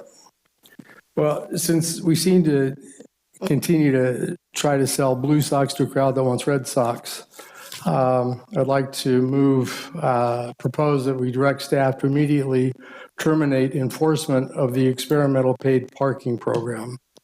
I'd like to further direct staff to study using existing city personnel, technology, and equipment to enforce a new free 3 or 4 hour timed parking limit in the downtown area. Perhaps we could keep a few of the paid parking kiosks in certain locations. Third, I'd like to direct staff to study the feasibility of acquiring land in downtown to build a parking structure funded by our TOT tax. Perhaps then we could incorporate a shuttle to go from the parking structure to the downtown quarter. I think there's some wisdom to also consider allowing, and I don't even know the legality of this, but putting this on a ballot measure at some point and seeing how the public weighs in on this. You mean for a bond for a parking structure, or what exactly are you asking? If we do a revenue anticipation bond based on TOT tax, I don't know. Isaac, any comments on that? That I don't feel equipped to answer tonight. So we could study that and bring that back? I mean, I imagine there's probably some limitations, but I think for study about the the obligations associated with the ballot measure, that's something that could be studied. Is it too much to put on a ballot? I mean, obviously you'd have to study the issue before you can even think about it. Maybe I can jump in here. If you're using a revenue bond, you don't need to, it'd be a council decision. Okay. To use any kind of city revenue to pay back the bond. If you're talking about some sort of geo bond, then that would go before the voters. Right. I don't want to use a geo bond. I'm familiar with that, but we know the TOT revenue stream is fairly consistent, fairly strong.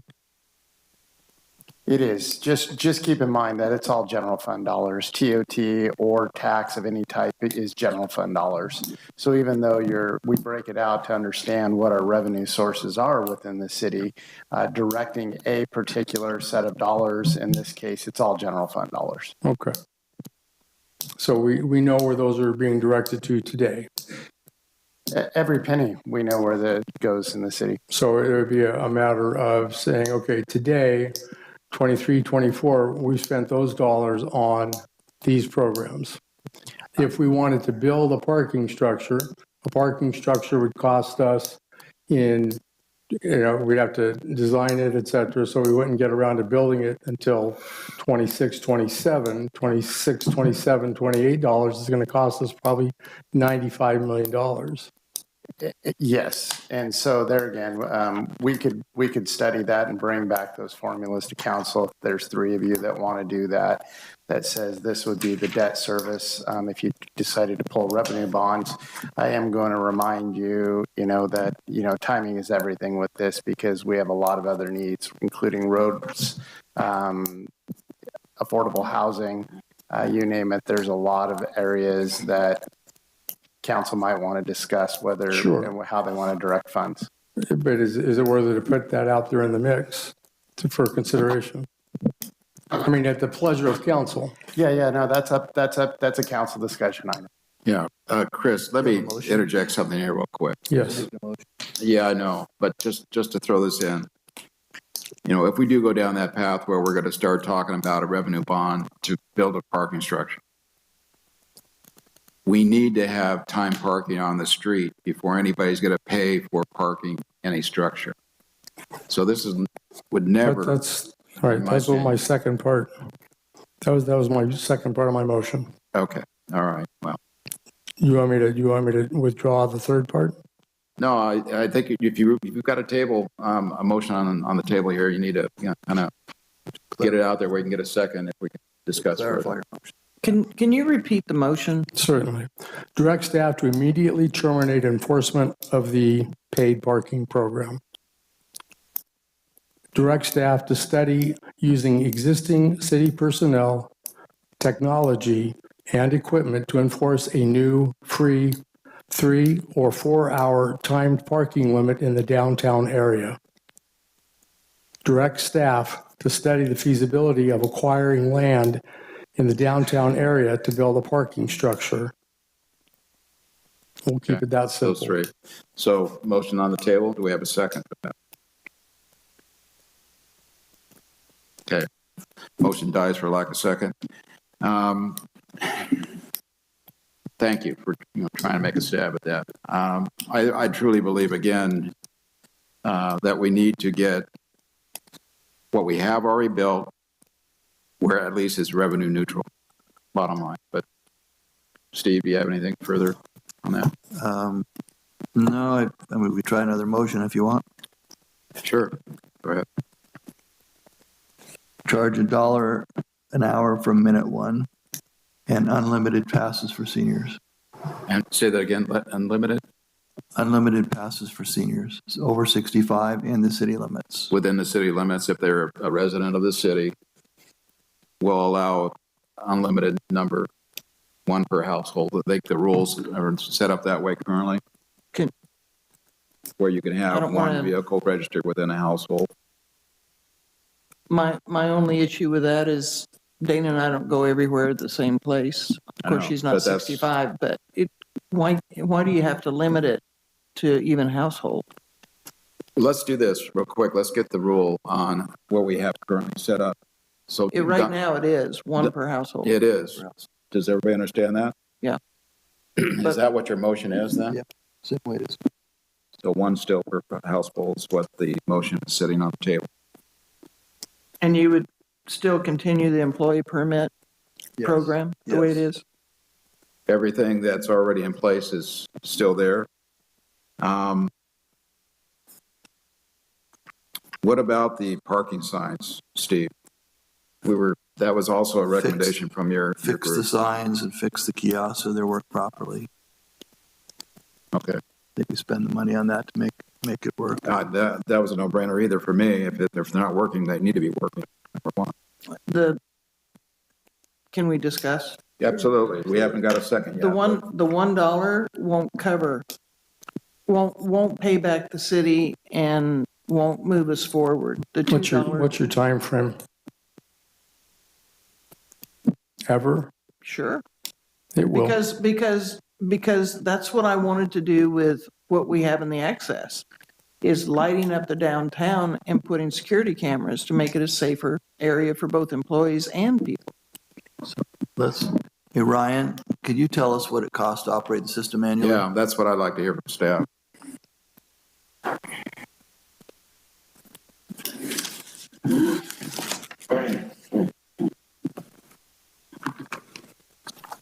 I think I have the budget if you need it.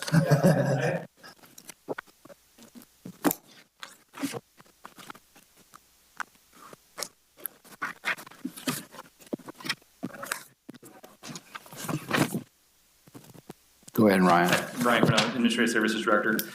It's a little tricky on figuring out cost of the program, because as revenue increases, the very first thing that comes off the top is processing and credit card fees. And so there's already kind of a delta right out of the gate. As far as our internal staff, Donna and her team, office supplies, the contracts for enforcement services, that's sending out the tickets, collecting them all through the DMV pools and the like. We're in the neighborhood. Well, here, I'll give you actual numbers. Last year, it was at 360,000. The year before that, it was about 227,000. In addition to that, we have about right around 50,000 in additional consulting fees that sticks in, and the interest that the general fund does earn on the loan. So that roughly is about, well, the last 2 years, it's been right about $50,000 a year. So $1 an hour covers that. If, like I said, we had 588,095 sessions. That could have been 15 minutes or 2 hours. Right. So if it's 1 hour, it may cover that, but it's not going to pay back the city.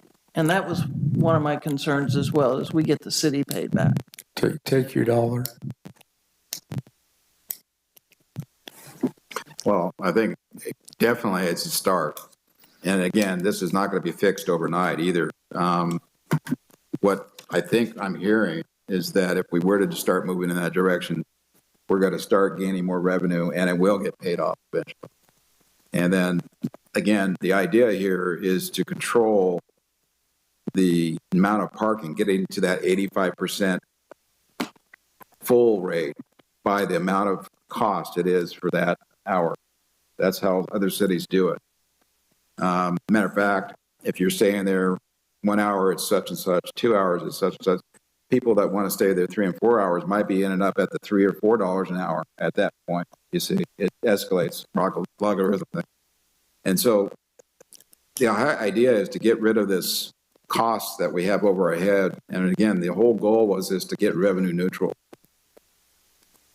Getting to that point too, with, Sharon, your thought, again, if there's extra revenue, we can improve the downtown. We've always said that. That was one of our goals too, that we want to keep the money that would be generated here in the downtown.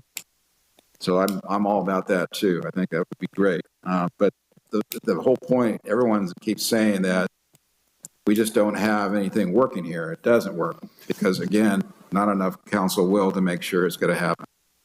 So if there's a proposal here with $1 an hour at this point, do we have a second to discuss this to make it happen, or do we want to make it more different than that? Point of clarification. Yes. What's the starting point? What did you say, Steve? 1 minute, first minute. Second. So we have a motion and a second to start charging for minute one, $1 an hour, correct? And then you wanted to improve the signage and also improve the kiosk, make sure they're all going to work, and also have unlimited senior opportunities. City of Paso Robles. Right. So basically, that's the three-part motion to Gregory's discussion. Correct. Everybody understand? Yep, and I'll read it into the record one more time. It's 1 hour for parking downtown starting on minute one, unlimited passes for seniors that are over 65 and residents of the city, and continue all other existing parking regulations applicable downtown. Direct staff to look at fixing signage and fix the kiosks, plural.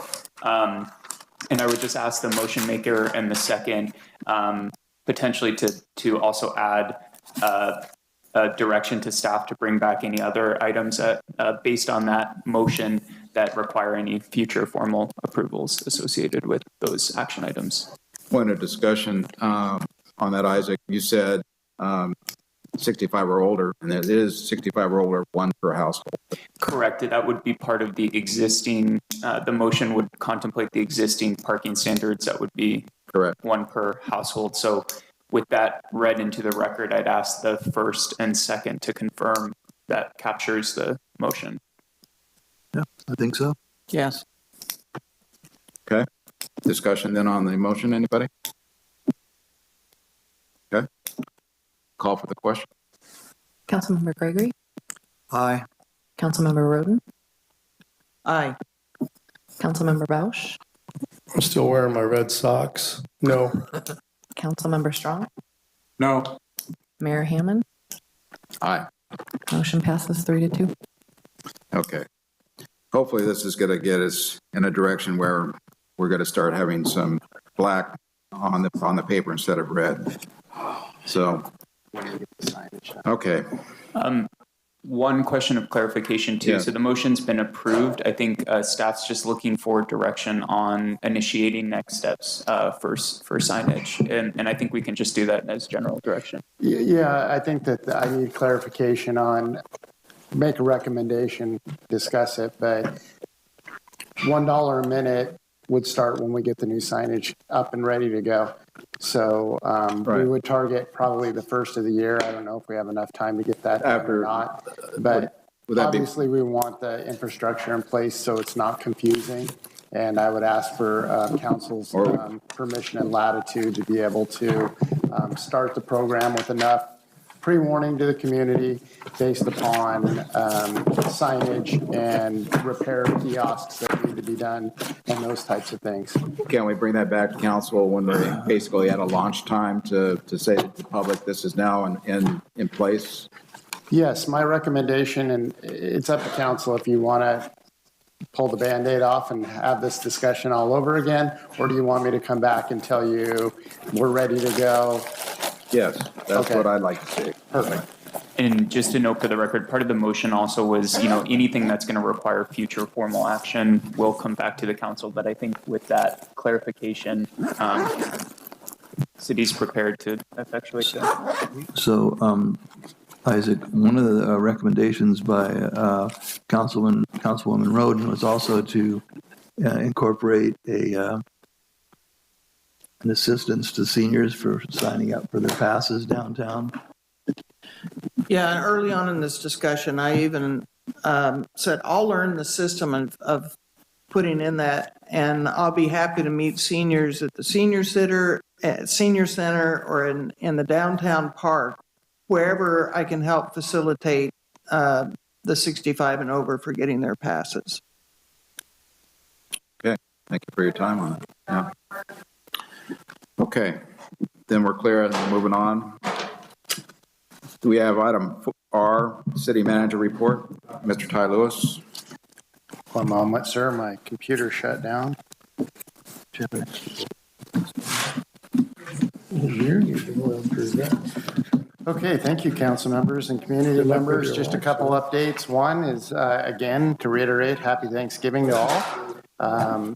Thursday and Friday, City Hall will be closed. Just for those that might be wondering about Friday, City Hall is closed.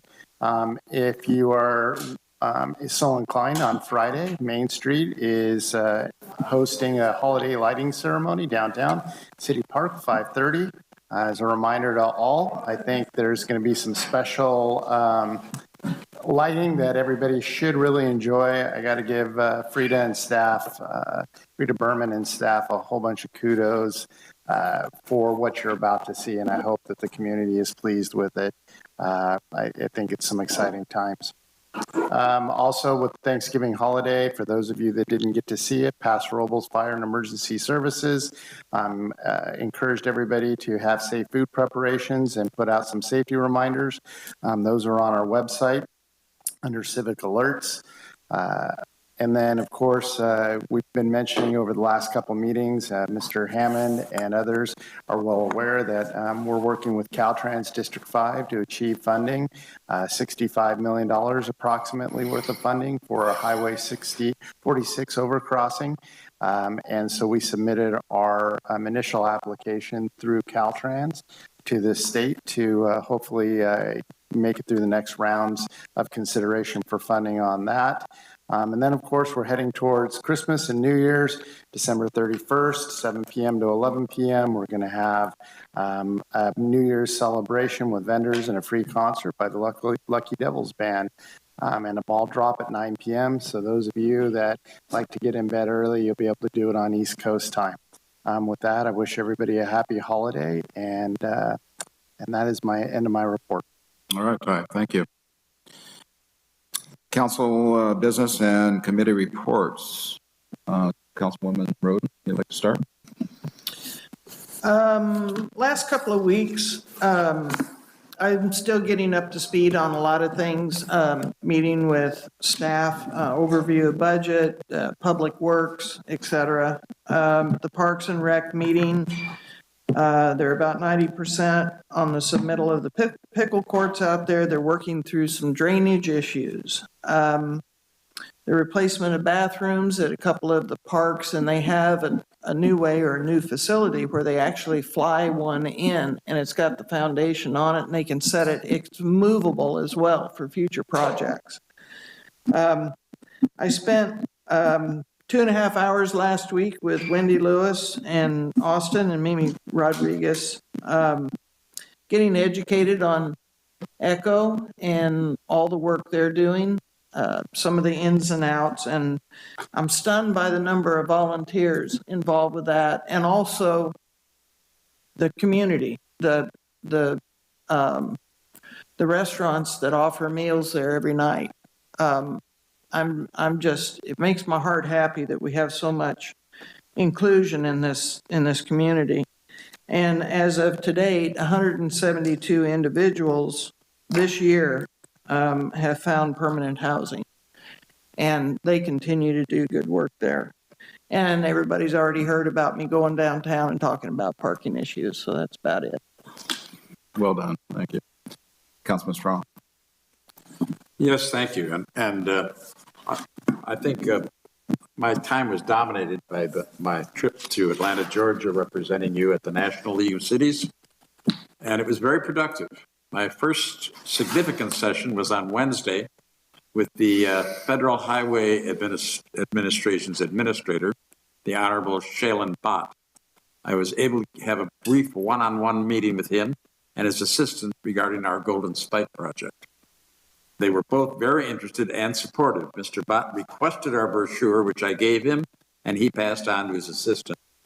His assistant and I had an additional few minutes to go over some of the death rate comparisons between the Union Airport roads rate and the rest of 46 East out to the county line. This tied in nicely with Bhatt's goal of 0 highway deaths by 2050. He did say they were planning funding deadlines on timelines between now and the end of 2026.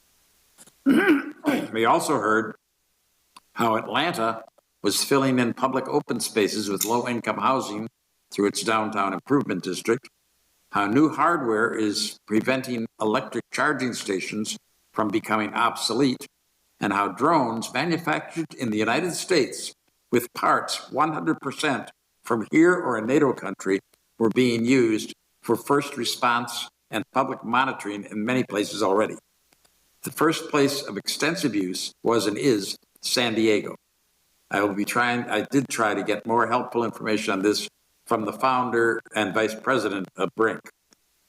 These are being used by both police and fire departments for significant help in reducing the numbers of personnel needed and for rapid, effective response to immediate tragedies. Thursday, I followed up on many of those same items. And then Friday was Rail Day. I had one-on-one chats with the railroads, Amtrak, and the FRA, Federal Rail Administration, and shared the stage with all of them for the Rail Roundtable.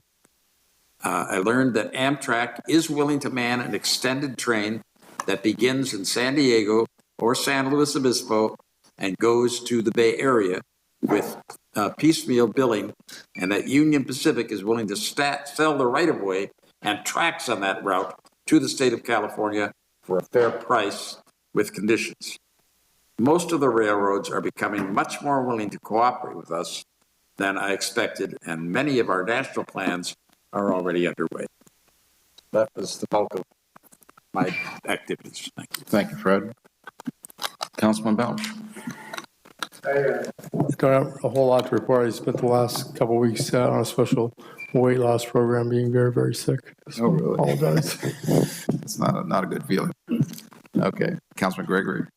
Yeah, I met with the Travel Paso Board on their quarterly or bi-monthly meeting. And then I also met with the Housing Constraints group, and we were talking about the new cost of permits.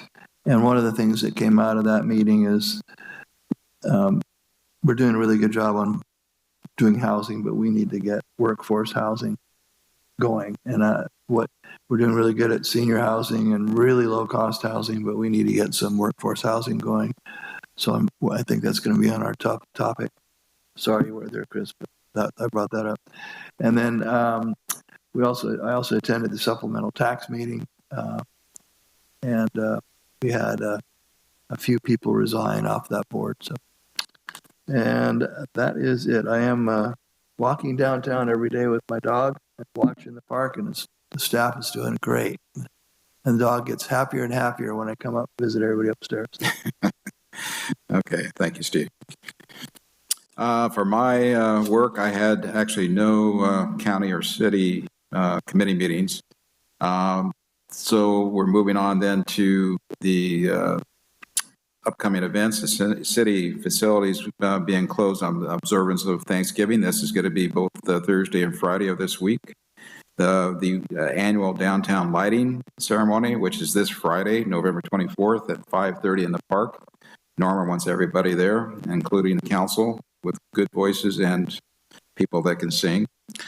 Planning Commission meetings is going to be, missed it, Paso Robles Development Review Committee on November 27th. Planning Commission a day later on Tuesday, November 28th.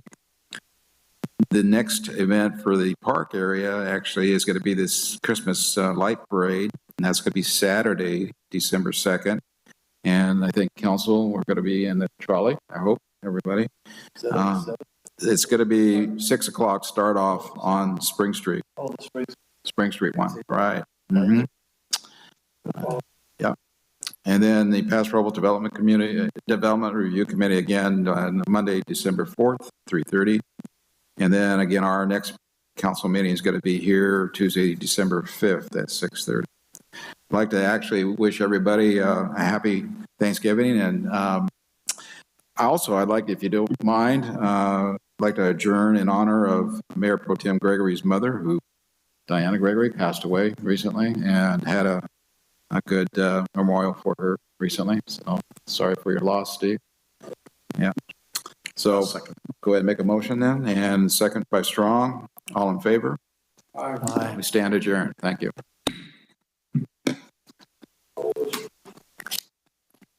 Wow.